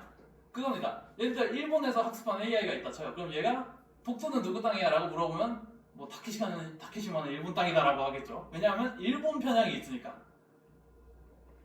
그런 겁니다. 혹은 얘한테 데이터가 막 인종차별하는 데이터를 학습시켜요. 그럼 얘는 진짜 인종차별해요, AI가. 그런 편향입니다. 그 다음에 콘텍스트 렌스 제한은 그냥 길이수 제한이에요. LMM이 한 번에 이해할 수 있는 문장 길이가 정해져 있다는 겁니다. 그런 거고 뭐 논리의 한계, 최신 정보 취약 이거는 당연한 거예요. 왜냐하면 AI는 논리라는 게 없어요. 그냥 확률이기 때문에. 조건부 확률 아시죠? 그냥 그겁니다. 자, 그리고 일단 여기까지가 이제 LMM에 대한 좀 아주 긴 그런 정리고요. 제가 원래 이거 끝나고 이제 제가 지금까지 얘기한 걸 기반으로 해서 퀴즈를 내려고 했습니다. 사실 그래서 질문 개수가 아니라 퀴즈를 가장 많이 맞춘 사람한테 선물을 주려 했어요. 근데 고민을 하다가 퀴즈 말고 이게 더 재밌지 않을까라는 생각을 했습니다. 보시면 자, 딥시크는 대체 왜 엔비디아 주가를 떨어뜨렸다 다시 올렸냐, 혹은 왜 이렇게 데이터 센터를 많이 짓냐, 이런 것들이 좀 더 조금 좀 더 재미있어하고 AI랑 좀 더 관련이 있지 않을까라는 생각을 했습니다. 혹시 아니다라고 생각하시면 그냥 말씀해 주시면 제가 그냥 빠르게 끝낼게요. 그래서 제가 이걸 조금 준비를 해봤습니다. 그래서 남은 30분은 아마 이걸로 빠르게 채울 거고요. 자, 그럼 딥시크랑 엔비디아랑 대체 무슨 연관성이 있냐? 여러분 딥시크 처음 나왔을 때 엔비디아 주가가 보면은 몇 퍼야? 대충 17%가 폭락했거든요. 이거 한국 돈으로 859조 원입니다. 이게 한번 딥시크 등장하자마자 바로 증가했어요. 왜 그러냐? 아마 좀 관심 있으신 분들은 유튜브나 이런 식으로 스스로라도 한번 보셨을 텐데, 혹시 이거 말할 수 있다? 대략적으로 먼저 손 들어서 일단 말씀해 그 주세요. GPU 엔비디아 거 말고 성능 떨어지는 거 썼는데도 성능 잘 나와갖고 네. 그랬던 거. 딥시크에서 잘 나와. 그게 왜 떨어뜨렸죠? 정확히. 그러니까 그 엔비디아의 성능 낮은 걸 써도 성능이 잘 나오더라. 이게 왜 떨어뜨린 거죠? 결국은 엔비디아 GPU를 써야 되는데. 잘 모르겠습니다. 네. 그 GPU를 이제 최적화 시키는 데 있어서 엔비디아가 이제 고점이 높고 지금 나와 있는 모델들 중에 GPU 성능이 가장 좋았던 걸로 알고 있는데, 그냥 좀 하위 계열의 엔비디아사가 아닌 좀 GPU가 많이 떨어진다는 걸 넣어서 해봤는데도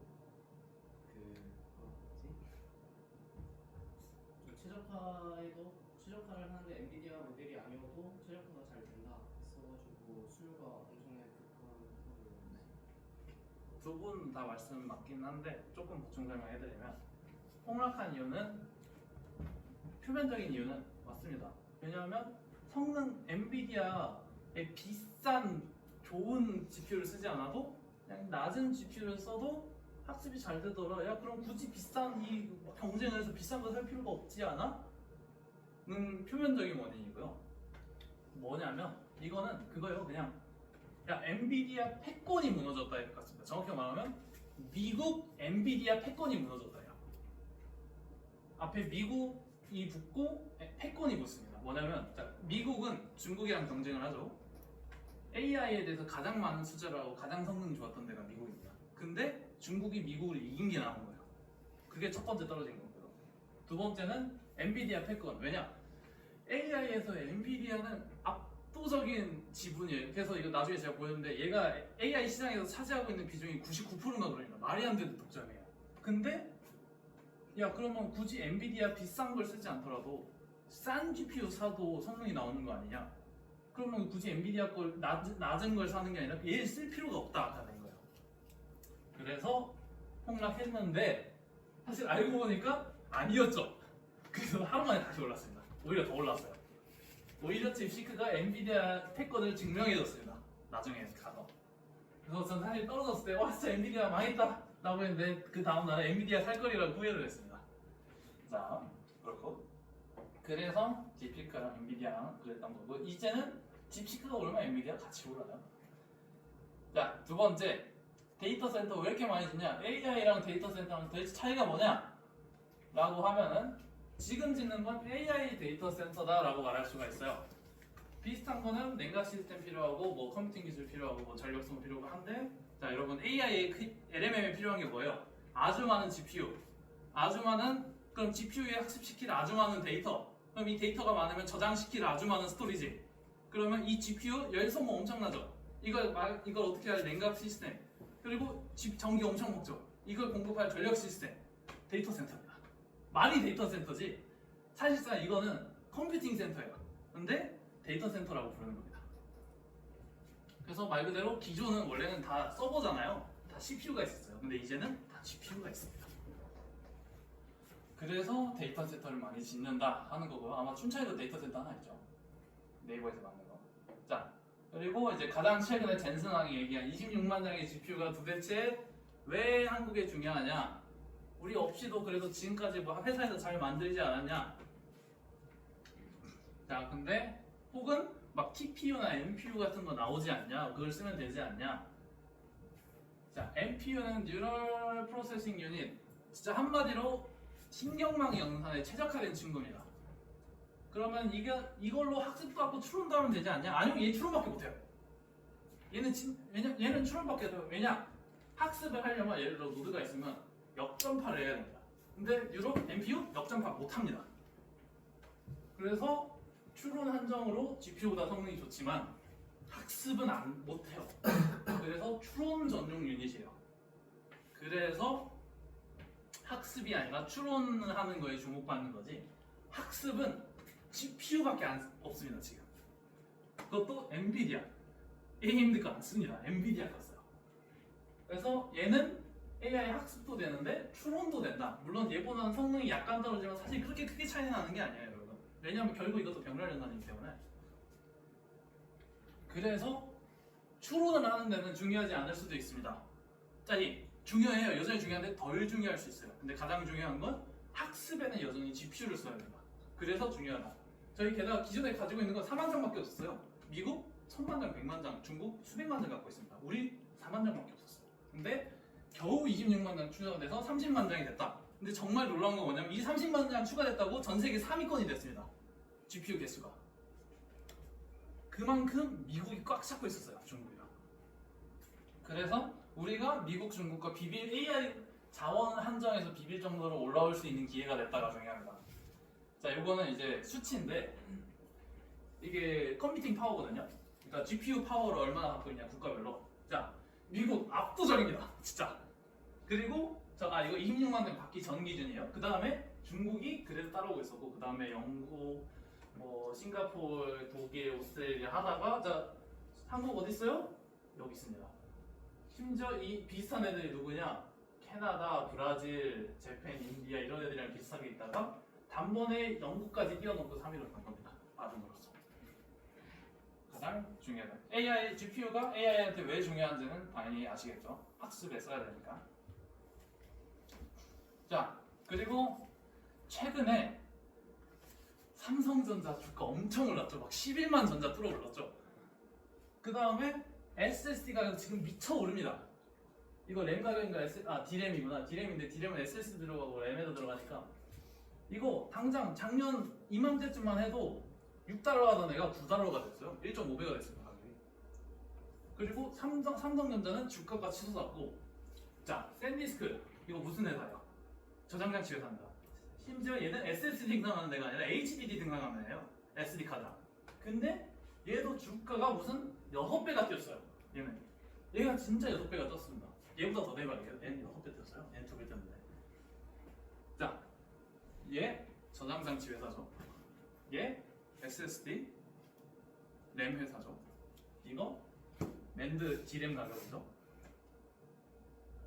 자, AI한테 필요한 게 아까 뭐라 그랬죠? 전력, 저장장치, 그래픽카드.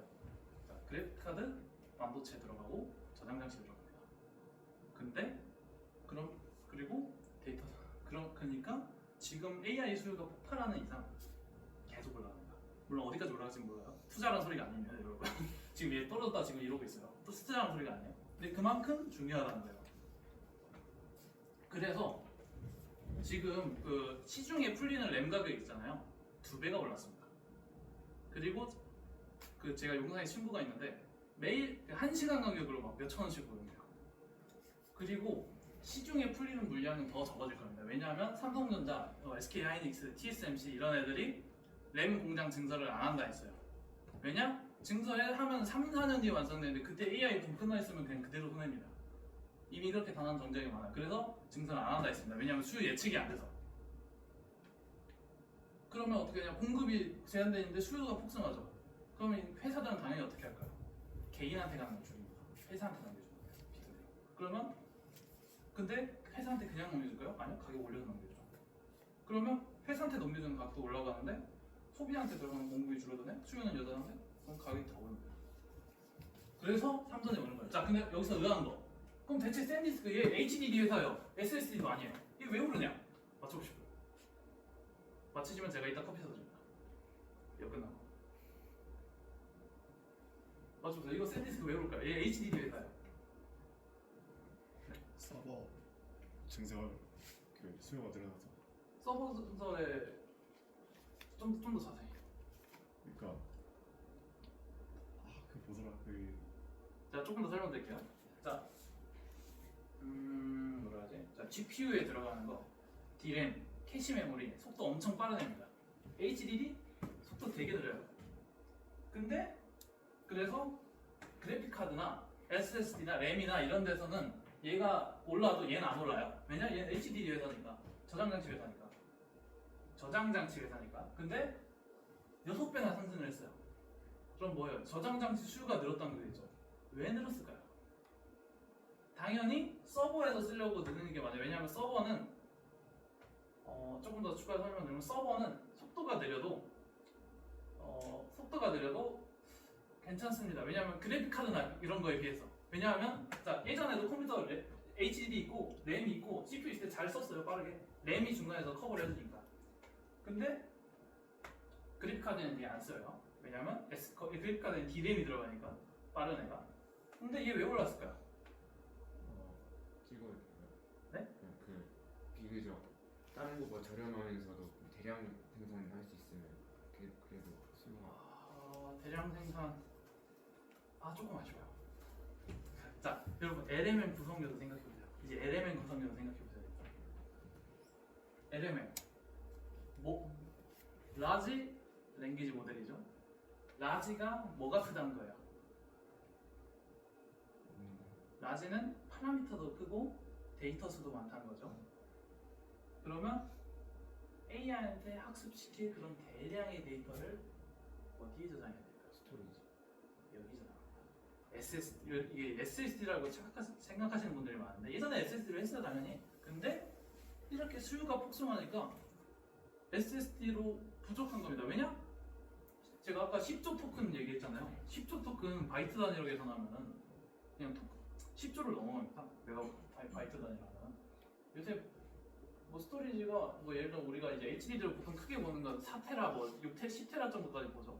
근데 서버용 그거는 HDD는 여러분 가격 SSD보다 비싸요. 왜냐하면 SSD는 최대 용량 한계가 있어요. 얘는 여전히 이 SSD 10테라짜리 보셨어요? 100테라짜리 못 보셨어요? 묻죠. 얘는 200테라, 300테라까지 나와요. 그럼 뭐냐? 대용량 데이터를 분산해서가 아니라 한 번에 저장할 수 있어요. 그럼 뭐냐? AI한테 학습시킬 데이터를 분산 안 시키고 얘 하나가 온전히 감당하시는 겁니다. 즉 대용량의 데이터를 보관하는 수요가 AI 때문에 생겼기 때문에 제가 저렇게 보는 겁니다. 자, 그래서 그런 거고. 그래서 이제 주가 흐름 보다 보면 AI랑 관련된 게 많아서 재밌어요. 그리고 이게 뒤에 있는 거랑 또 핵심이 됩니다. 그 다음에 자, 그러면 AI 학습시키는데 도대체 엔비디아의 GPU가 왜 중요하냐? 그냥 뭐 CPU로 안 되냐? CPU도 뭐 CPU 그냥 진짜 좀 싼 거 엄청 모아다가 하면 GPU 역할을 할 수 있지 않겠냐? 왜 안 되냐? 자, GPU의 핵심은 병렬 계산을 잘하는 겁니다. 우리 스크린 출력할 때 막 500 곱하기 300 막 이런 픽셀을 계산해야 되는데 그거를 GPU가 해왔잖아요. CPU가 잘 못하니까. 그래서 GPU가 해왔는데 이제 AI라는 개념이 나오고 나서 얘는 엔비디아가 그걸 빠르게 캐치하고 쿠다 생태계라는 걸 만들었습니다. 이게 뭐냐? 지금 AI의 베이스예요. 예를 들면은 여러분들이 뭘 코딩을 해서 예를 들어 웹사이트를 하나 만들려고 해요. 그러면 이 쿠다라는 건 자바고 파이썬이고 C 언어 같은 겁니다. 그러면 그럼 뭐냐? 이 사람들 AI가 딱 나왔을 때 막 AI 학습시키고 연구를 해야 되는데 개발을 해야 되는데 그러면 프로그램이 있어야 되고 하드웨어가 있어야 될 거 아니에요. 근데 AI는 병렬 계산이다. 그러면 병렬 계산을 제일 잘하는 하드웨어가 뭐냐? CPU다. 그러면 병렬 계산이나 AI 학습시킬 소프트웨어는 준비가 돼 있냐? 쿠다 준비돼 있다. 혹은 이걸 이제 웹으로 하면은 우리가 이제 예를 들어 웹 HTML 개발하려고 할 때 HTML을 웹 서비스를 제일 잘 서빙하는 애가 뭐냐? CPU다. 그러면 내가 이 웹을 서빙하려면 소프트웨어를 뭘 써야 되냐? 리액트를 써라. 그래? 그럼 그걸로 연구하지 뭐 하고 뚝딱 하는 거예요. 그런 식으로 쿠다가 접근한 거예요. 그럼 쿠다가 그래서 독점적으로 이걸 하기 시작했어요. 왜냐하면 너무 잘 돼 있으니까. 얘네가 정말 적극적으로 관리하기 시작했거든요. 즉 쿠다 플랫폼이 너무 잘 돼 있었다. 얘네가 너무 잘 캐치했다. 이 젠슨 황이라는 CEO가. 그래서 쿠다를 앞세워서 엔비디아는 단순히 이 GPU 때문에 성공한 게 아닙니다. 어떻게 보면 쿠다 때문에 성공한 거예요. 쿠다랑 GPU가 같이 잘 돼서 성공합니다. 자, 인텔 CPU 아주 잘 만들죠. 근데 지금 하락세입니다. 왜냐? CPU밖에 잘 못 만들어요. 근데 얘네 쿠다까지 잘 만들었습니다. 그래서 잘 된 거예요. 그래서 지금 AI 이 엔비디아의 그 수익을 대부분 지탱하는 건 여러분 게임용 그래픽 카드가 아니라 AI 서버용 그래픽 카드입니다. GPU 그래픽 카드가 담당하는 수요는 한 이 정도였다면 AI가 담당하는 게 이 정도예요. 왜냐? 비싸니까 AI 그래픽 카드는. 그래서 그렇고요. 그래서 엔비디아의 GPU가 그렇게 중요한 거다. 네, 말씀드립니다. 되게 가벼운 질문이긴 한데 네. 지금 쿠다가 독점 구도를 되게 오래 유지를 하고 있는데 네. 독점 구조가 좀 깨질 거라고 생각을 하시나요? 저요? 네. 복종들요? 그럼 제가 반대로 역질문 한번 드려볼게요. 쿠다라는 이 엔비디아 생태계의 가장 큰 적은 어딜까요? 힌트 드리자면 중국은 아닙니다. 미국 내의 기업이에요. 구글 아닙니다. 구글은 걔네는 NPU 물론 걔네도 이제 자체 만든다고 하는데 네? 아닙니다. AMD 이미 걔는 게임용 그래픽 카드에서 상대가 안 되고 AI는 말했잖아 엔비디아 여기 어디 있어? 뭐 시장 점유율 98%입니다. 가장 큰 상대는 테슬라입니다. 왜죠? 왜 테슬라냐? 자, 테슬라. 물론 테슬라도 이 엔비디아 거 엄청 작아요. 엄청 작아서 학습시킵니다. 근데 테슬라가 제일 잘하는 게 뭐예요? 자율주행입니다. 이 쿠다 생태계라는 걸 엔비디아가 유지하기 위해서는 학습도 얘네 거 써야 되고 추론도 얘네 거 써야 되고 무조건 얘네 그 프로그램이랑 그걸 써야 돼요. 근데 여러분 차에다가 엔비디아 거 넣을 수 있어요? 못 넣죠. 그래서 테슬라가 선택한 거는 학습 당연히 얘네한테 돌려요. 근데 추론은 지네 차 안에 있는 전용 그걸로 돌리는 겁니다. 그러면 어떻게 되냐? 자, 엔비디아가 왜 쿠다를 계속 하냐? 왜냐하면 엔비디아 갖고 학습하잖아요. 쿠다 갖고 학습하잖아요. 그러면 그 학습하는 데이터라든지 걔네들한테 최적화된 거를 얘네들이 피드백을 받아서 계속 업데이트를 할 수 있어요. 그래서 쿠다가 계속 98%를 차지하는 거고. 근데 만약에 엔비디아를 안 쓰고 테슬라에서 엔비디아를 안 쓰고 거기 있는 걸로 계속 학습을 계속하고 추론을 하면서 업데이트를 하고 있잖아요. 그러면 엔비디아 생태계에서 벗어나는 거예요. 그럼 얘네 입장에서는 자율주행이라는 정말 큰 시장이 얘네 생태계를 떠나가 버리는 겁니다. 그리고 테슬라는 테슬라 나름대로 계속 학습시키면서 발전을 할 테고. 그래서 엔비디아의 가장 큰 적은 어떻게 보면 가장 큰 적은 테슬라라고도 할 수 있습니다. 물론 테슬라도 엔비디아한테 야 GPU 줘! 해서 합니다. 근데 시장을 보는 거죠. 앞으로 시장. 왜냐하면 앞으로 여러분 그 수요를 창출하려면 학습이 아니라 추론을 해야 되잖아요. 추론을 할 때 엔비디아가 지금 못 건드리고 있는 게 자율주행이에요. 못 건드리고 있습니다. 왜냐하면 데이터도 없어요. 엔비디아 데이터도 없고 자기네들이 자율주행에 대한 그 우호가 없고 그래서 지금 하고 있는 게 뭐냐면 독일에 있는 메르세데스 벤츠나 이런 회사들하고 MOU나 같은 이런 협력을 였어요. 현대랑도 맺었어요. 이번에 와서 치킨 회동한 게 그 일관 중에 하나입니다. 그렇게 해서 테슬라한테 대항하려고 얘가 하고 있어요. 그렇게 보면 어떻게 보면 큰 적은 테슬라라고도 할 수 있다. 중국은 약간 다릅니다.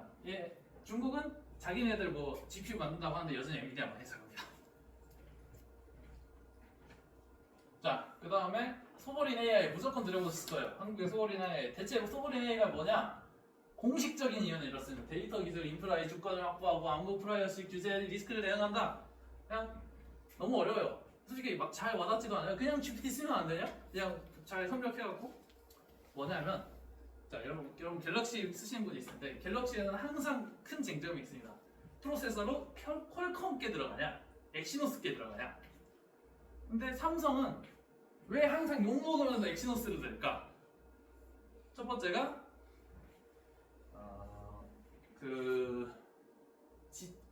지출을 줄이려는 겁니다. 뭐냐면 자, 퀄컴 항상 쓸 때마다 걔네한테 로열티를 엄청 줘요. 엄청 줘요. 그러면 엔비디아는 얘네한테 항상 끌려가야 돼요. 얘네가 달라는 대로 줘야 됩니다. 왜냐하면 퀄컴이 너 싫어 하고 딱 끊는 순간 갤럭시는 폰을 만들 수가 없어요. 그래서 엑시노스를 계속 개발하면서 엑시노스를 근데 얘를 계속 연구 개발하면 돈이 안 나오잖아. 돈은 막대하게 쓰는데 수익이 없으니까 그러니까 어떻게든 엑시노스를 쓰고 싶어하는 겁니다. 그거라고 생각하시면 돼요. 우리도 왠지 갑자기 이제 미국이 이번에 트럼프가 좀 관세 가지고 엄청 날렸잖아요. 근데 만약에 갑자기 GPT 갖고 날렸다? GPT 너네 지역에 로컬 락 때려버릴 거야. 라고 하면 우리는 AI 그 AMM API 떠와서 했던 게 모든 게 멈춰버릴 겁니다. 어떻게 보면. 그러면 그런 거에 대응한다. 네, 가깝습니다. 그래서 이거 국가에서 하는 이유도 그거예요. 왜냐면 기술끼리 하면 기업끼리 하면 못 이겨요. GPT 못 이겨요. 그래서 국가에서 하는 겁니다.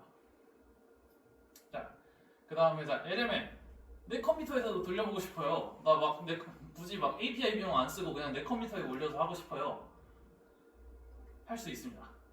자, 제 기준 이거 제가 카나다에서 서빙해 본 건데 2.1B를 B 플러스 16으로 돌렸을 때 VRAM 10기가 필요합니다. 그러면 이론상 VRAM 12기가 이상만 있으면은 여러분은 그래도 2.1B 정도까지는 돌릴 수 있어요. 여러분의 컴퓨터에서. 가장 중요한 건 VRAM입니다. 막말로 여러분 GTX 1060에 VRAM 한 40기가 달려있다. 아무거나 LMM 다 돌릴 수 있습니다. 대신 느리겠죠. 그런 차이입니다. 그래서 가장 중요한 건 VRAM이에요. 물론 여러분들 대부분 VRAM은 한 8기가 12기가 이러는데 막 램은 32기가 16기가 이럴 거예요. 야 그럼 램 쓰면 되지 않냐? 속도가 한 20배는 느려집니다. 진짜.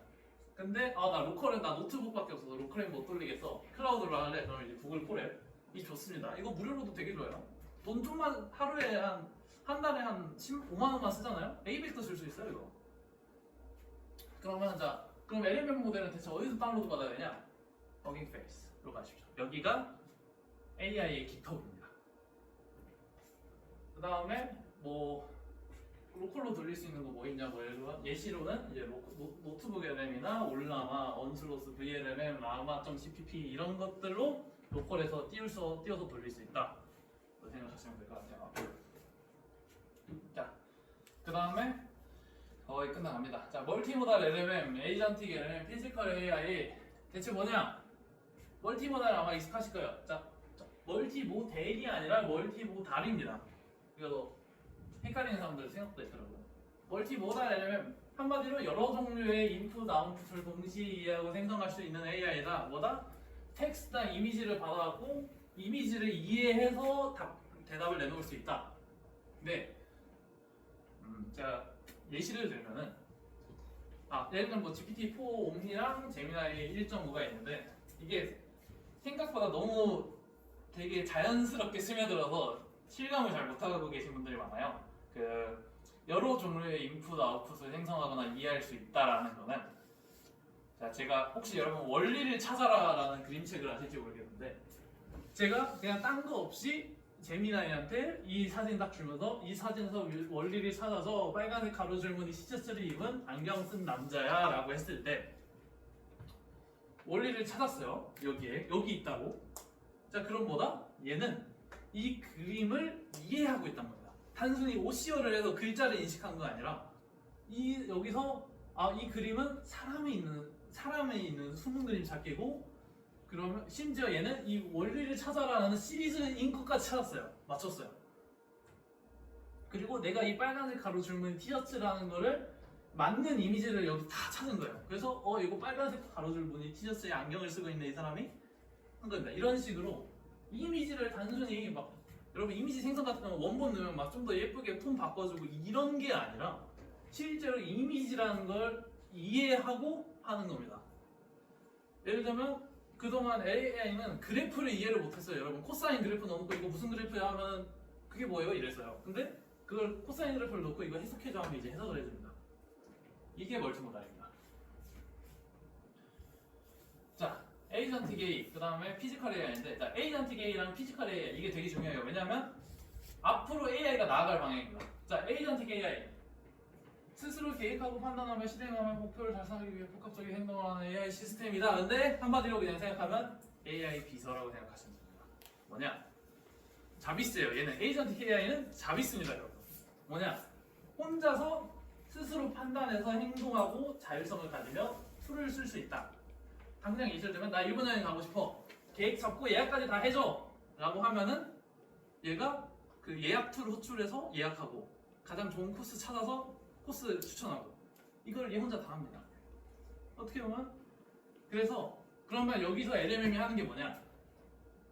LMM은 머리로 계획합니다. 그래서 판단해요. 뭘 해야겠다. 그러면 그 가상의 손과 다리라는 두 툴을 달아줍니다. 그러면 얘가 생각만 하는 게 아니라 오케이 지금 난 팔을 움직여서 이 예약하기 버튼을 눌러야겠어 하면 이제 얘가 가상이 될 때 또 누르는 거예요. 그런 식으로 생각만 하는 게 아니라 실제로 얘한테 움직일 수 있는 가상의 그걸 달아주는 겁니다. 그래서 이거는 또 별개예요. 왜냐하면 이거 왜냐면 얘는 LMM에다 팔다리 가상의 팔다리 달아준다. 그러면 팔다리는 또 다른 연구주제고 얘는 또 다른 연구주제입니다. 그래서 이런 식의 에이전틱 AI에서 연구가 지금 굉장히 활발히 되고 있어요. 이건 그 기업에서도 굉장히 좋아합니다. 왜냐하면 LMM을 성능 높이는 건 기업에서는 도움이 되는 게 없어요. 근데 이 LMM을 실제로 쓸 수 있게 팔과 다리를 달아서 서비스를 해놓으면 기업이 그런 걸 안 합니다. 자, 피지컬 AI, 에이전틱 AI랑 비슷합니다. 단지 얘는 에이전틱 AI는 가상의 팔다리를 툴을 달아주는 거라면 얘는 진짜 팔다리를 달아줘요. 로봇 같은 거. 일종의 로봇의 머리에 LMM을 넣어놓고 이 LMM이 로봇팔을 움직일 수 있게 하면은 이건 피지컬 AI입니다. 제가 최근에 굉장히 재밌는 거 봤는데 화학 실험이나 생물 실험 같은 게 굉장히 노가다가 많아요. 그거를 이 피지컬 AI로 해서 자동화 시켰습니다. 화학 실험이나 생물 실험 같은 건 실제로 보면서 막 판단해야 되는 게 있고 되게 번거로워요. 근데 그거를 이렇게 한 겁니다. 그리고 구글에서 엄청난 걸 냈는데 자 로봇팔 2개입니다. 카메라 달려있는 거예요. 얘한테 마이크로 신발끈 내줘라고 합니다. 그럼 얘네들이 카메라로 서로 보면서 알아서 협동해서 얘네들 따로 통신을 하는 게 아니에요. 그냥 얘네들 서로 그냥 보면서 서로 맞춰서 신발끈을 놓습니다. 이거 진짜 말이 안 되는 거예요. 이거를 기존에는 이거 어떻게 했냐면 신발끈 묶는 알고리즘을 넣어요. 그러면 얘가 이제 그걸 그냥 수행하는 겁니다. 근데 그거 신발끈 묶는 걸 학습 친구들이 아니라 그냥 제미나이 얘한테 넣어놓고 그냥 카메라 달아줬더니 둘이서 협동해서 이걸 매는 거예요. 굉장히 대단한 겁니다. 물론 이거는 제미나이 디퓨전이라는 확산 모델이 선택되는데 이 디퓨전이라는 모델은 다음 주에 발표드릴 겁니다. 그래서 LMM, 에이전틱 AI, 피지컬 AI 이렇게 세 개가 나눠져 있어요. 크게 보면 LMM 이후에 뭐가 발전할 거냐. 그러면 LMM은 약간 이제 기초 기술이다. 기초 기술이다 생각하시면 되고 에이전틱 AI랑 피지컬 AI가 AI 응용이다. 라고 생각하시면 됩니다. 자, 마지막. AI는 거품이냐?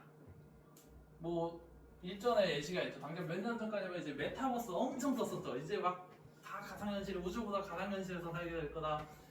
다 죽었습니다. NFT, 막 이제 그 변하지 않는 가치를 가지고 있는 뭐 다 죽었어요. 이거 왜 죽었냐? 가장 큰 이유는 왜 죽었냐? 기술이 못 따라왔습니다. 메타버스 다 좋아요. 가상현실 다 좋아요. NFT 다 좋아요. NFT는 사람들이 인정해주지 않았어요. 이게 가치가 있다고 인정해주지 않았습니다. 그래서 망했습니다. 암호화폐는 사람이 가치가 있다고 보편적으로 인정을 해야 돼요. 메타버스 기술의 한계입니다. 여러분 지금 당장 VR 낀다고 하면 이거 끼고 24시간 있을 수 있겠어요? 못합니다. 최소한 지금 안경도 24시간 끼기 힘들어하는 사람이 많은데. 그래서 근데 AI를 그래서 얘네들은 어떻게 보면 일종의 툭 튀어나온 애들이에요. 혹 같은 거예요. 혹이 예를 들면 뭐야 돼? 새싹이라 해야 되나? 아니야, 새싹이 아니야. 아무튼 약간 이제 야 미래에는 이렇게 될 거야 라는 이제 엄청난 기대감을 가지고 나왔는데 그냥 말 그대로 거품이다. 근데 그래서 제가 말하고 싶은 건 얘네들은 기존 산업이랑 연관이 크게 없었어요. 뭐냐? 자, NFT 이건 암호화폐도 아닙니다. NFT 그냥 지만의 고유한 디지털 자산 그런 거예요. 게임 아이템 같은 거. 얘가 예를 들어 NFT 가치가 올라가는 거 얘가 올라가면 가치가 올라가는 게 뭐가 있냐? 없습니다. 메타버스 메타버스 가상현실 엄청 대단해요. 근데 이 메타버스라는 거에 이제 인지도가 높아지면서 이제 인기가 높아지면 뭐가 같이 따라 올라가냐? 그냥 VR 기기 끝입니다. 어떻게 보면 얘가 나갔을 때 뒤를 뒷받침해 주는 게 있어야 되는데 없었어요. 그냥 얘 혼자 툭 튀어나와서 나 개쩔어요 하는데 누가 인정을 해줘요? 근데 AI는 뭐 필요하냐? 아주 많은 GPU 필요하고, 그러면 아주 많은 메모리 저장자치가 필요하고 반도체가 필요하니까 삼성이 올라가고 낸드가 올라가고 SK 하이닉스가 올라갑니다. 그다음에 아주 많은 데이터 센터 지어야 되죠. 그러면 전기 수요가 올라가요. 이거 진짜 중요합니다. 그러면 아주 많은 에너지원이 필요해요. 그럼 뭐냐? 원자력이 올라가. 원자력이 주목을 받습니다. 신재생 에너지도 주목받고. 뭐냐면 AI는 그냥 지금 당장 생각해도 이 AI를 응용할 수 있는 게 너무나도 많아요. 그러면서 기존 사업들까지 같이 견인을 합니다. 데이터 센터, 전기, 심지어 정보 처리까지 다 견인을 하면서 뒷받침을 해줘요. AI에 대해서. AI는 그래서 어떤 사람들이 얘기를 하냐면 스마트폰이다라고도 얘기를 해요. 왜냐? 자, 여러분 처음에 스마트폰을 내가 지금 없구나. 스마트폰이라고 칩시다. 스마트폰이 나왔을 때 야 이거 왜 들고 다니겠느냐, 이런 무겁고 그런 통화만 할 수 있으면 되지. 근데 어떻게 됐냐? 이 세상에 현실에 존재하는 모든 서비스가 휴대폰 안으로 들어갔습니다. 그러면 AI가 뭐 어떻게 되냐? AI도 그렇게 될 거야. 스마트폰이 될 거야. 라는 거예요. 스마트폰 처음 나올 때 2년이면 말할 거다 그런 사람 진짜 많았어요. 근데 지금 10년이 넘었죠. 즉 가장 중요한 건 AI는 메타버스나 NFT처럼 툭 튀어나온 혹 같은 게 아니고 새로운 시장이 아니라 자연스럽게 이 많은 기존 시장들로부터 새롭게 태어난 새로운 시장이 아니라 기존 시장에 있던 게 업그레이드 된 거다라고 보시면 됩니다. 그래서 이렇게 되면 어떻게 되냐? 메타버스는 얘 혼자 망하잖아요? 얘만 망해요. 근데 AI 망하잖아요? 얘네가 다 죽어요. 딱 진짜입니다. 메타버스 죽으면 죽을 수 있어요. AI 죽으면 난리 납니다, 진짜. 자, 그럼 제 발표는 여기까지고요. 제가 가져온 에lement 이슈가 좀 재밌으실지 모르겠는데 일단은 다음 세션은 이제 지금까지는 넓고 얇게 제가 말씀드렸어요. 제가 이게 진짜 2시간이나 할 줄 몰랐는데 넓고 얇게 말씀드려서 좀 분야에 대해서 알려드리려고 했습니다. 구성 요소라든지 혹은 좀 여러분들이 재밌어할 이슈라든지. 근데 이 2차는 좁고 깊게 시작할 거예요. 자, 스트레스 포뮬러 어텐션, NLP 즉 자연어 처리의 아주 베이스입니다. 베이스면서 트렌드예요. 정말 신기하죠.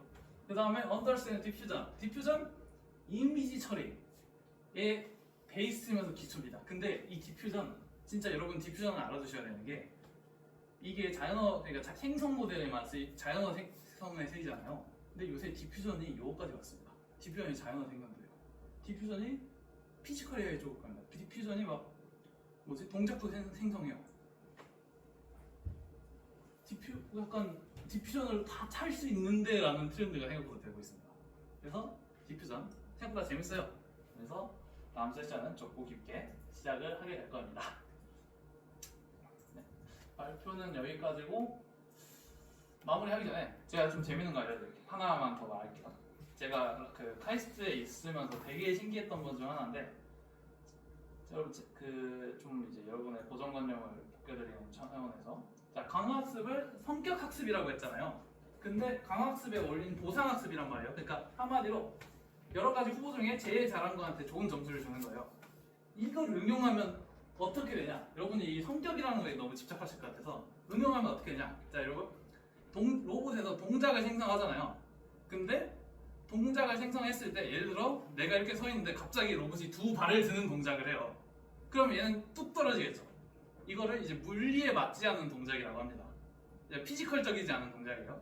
그러면 근데 그 할로시네이션처럼 어울려요. 근데 물리에 맞지 않는 거예요. 그러면 어떻게 해야 되냐? 그러면 이걸 어떻게 학습시켜야 되냐? 막 사전 학습으로 옳은 동작만 학습시키자. 파인 튜닝으로 아예 그냥 동작만 잘하도록 해보자 했는데 이게 강학습으로 해결됐습니다. 어떻게 됐냐? 그러니까 예를 들어 손을 들어 하면 이렇게 들을 수도 있을 테고 뭐 발도 같이 들을 수도 있을 테고 이런 여러 가지 중에서 물리적으로 옳은 동작을 했을 때 높은 점수를 주도록 강학습을 한 거예요. 이게 실제로 지금 이게 되게 메이저가 아니라 기본이 됐습니다. 동작 생성 쪽에서 카이스트도 이게 기본으로 써요. 그러면 어떻게 되냐면 예를 들어 여러분 이제 뭐 가상 캐릭터가 혹은 로봇이 할 때 로봇 넘어지고 하잖아요.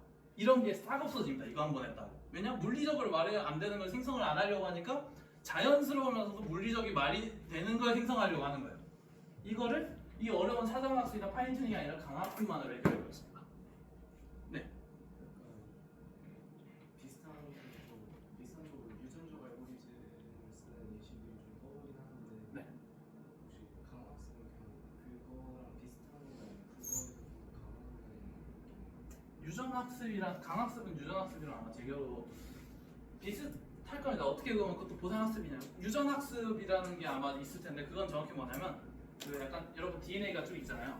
그러면 어떤 DNA는 0이고 1이고 0이고 1인 거죠. 그러면 만약에 그러면 어떤 0, 1, 0의 조합이 가장 최적인 게 하나가 있겠죠. 그러면 이걸 완전 한 랜덤으로 한 50개를 놓고 돌립니다. 그래서 성능이 높은 애를 10%를 골라요.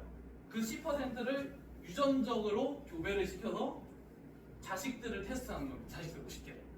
예를 들면 이제 가장 성능 좋은 거 10개가 딱 있어요. 그럼 얘들을 막 유전적으로 막 부모가 0, 0이면 이제 0을 놓고 0, 1이면 이제 예를 들면 어떻게 보면 아버지가 1이고 어머니가 0이면은 어떤 때는 1이 나오겠지만 어떤 때는 0이 나오겠죠. 이런 식으로 이제 유전 학습을 이렇게 시켜서 그렇게 점점 더 좋은 애들이 나오게. 그러면서 유전이죠. 돌연변이 나와야죠. 돌연변이 그냥 10%씩 섞어줍니다. 이렇게 해서 저희가 유전적으로 좀 더 좋은 유전적 성질을 가지도록 진화된 것처럼 이런 것도 점점 더 유전적으로 성능이 좋아지도록 만드는 게 유전학습이에요. 이걸 학습이라 하지 않고 아마 제기어로 유전 알고리즘이라고도 할 겁니다. 그렇게 해서 그렇게 하면 이거 어떻게 되냐? 실제로 우리가 사람이 이게 가장 최적일 거라고 계산하는 게 있어 알고리즘이. 근데 유전적으로 하니까 더 좋은 알고리즘이 나온 사례가 있습니다. 그런 것도 어떻게 보면 강학습 중 하나입니다. 왜냐? 점수가 잘 나올수록 성능이 더 좋을수록 점수를 더 높게 줘서 점수 높은 애들만 모아다가 유전해서 하고 한 거예요. 그래서 그거는 이제 알고리즘적으로 적용하냐 학습적으로 적용하는 거에 좀 다르긴 한데 아무튼 그래서 알고리즘을 배우는 것도 좋아요. 왜냐면 예를 들면 또 알고리즘에 쓰던 방법 적용하면 성능이 좋아질 케이스가 많거든요. 그렇습니다. 발표 그래서 사전학습이랑 파인튜닝이 사실 좀 어느 정도 고정되는데 강학습이 정말 재밌습니다, 여러분. 진짜 이 보상학습이라는 거에 진짜 온갖 거를 다 때려 넣어요. 그 피지컬적인 거 말고도 막 뭐 유전학습 같은 것도 때려넣고 뭐 다 때려 넣어서 응용을 엄청 하는데 그래서 이 분야는 되게 재밌습니다. 이 분야는 솔직히 좀 약간 어느 정도 고정된 거고 물론 뭐 다른 방법도 있겠지만 그렇습니다. 오늘 발표는 여기까지고요.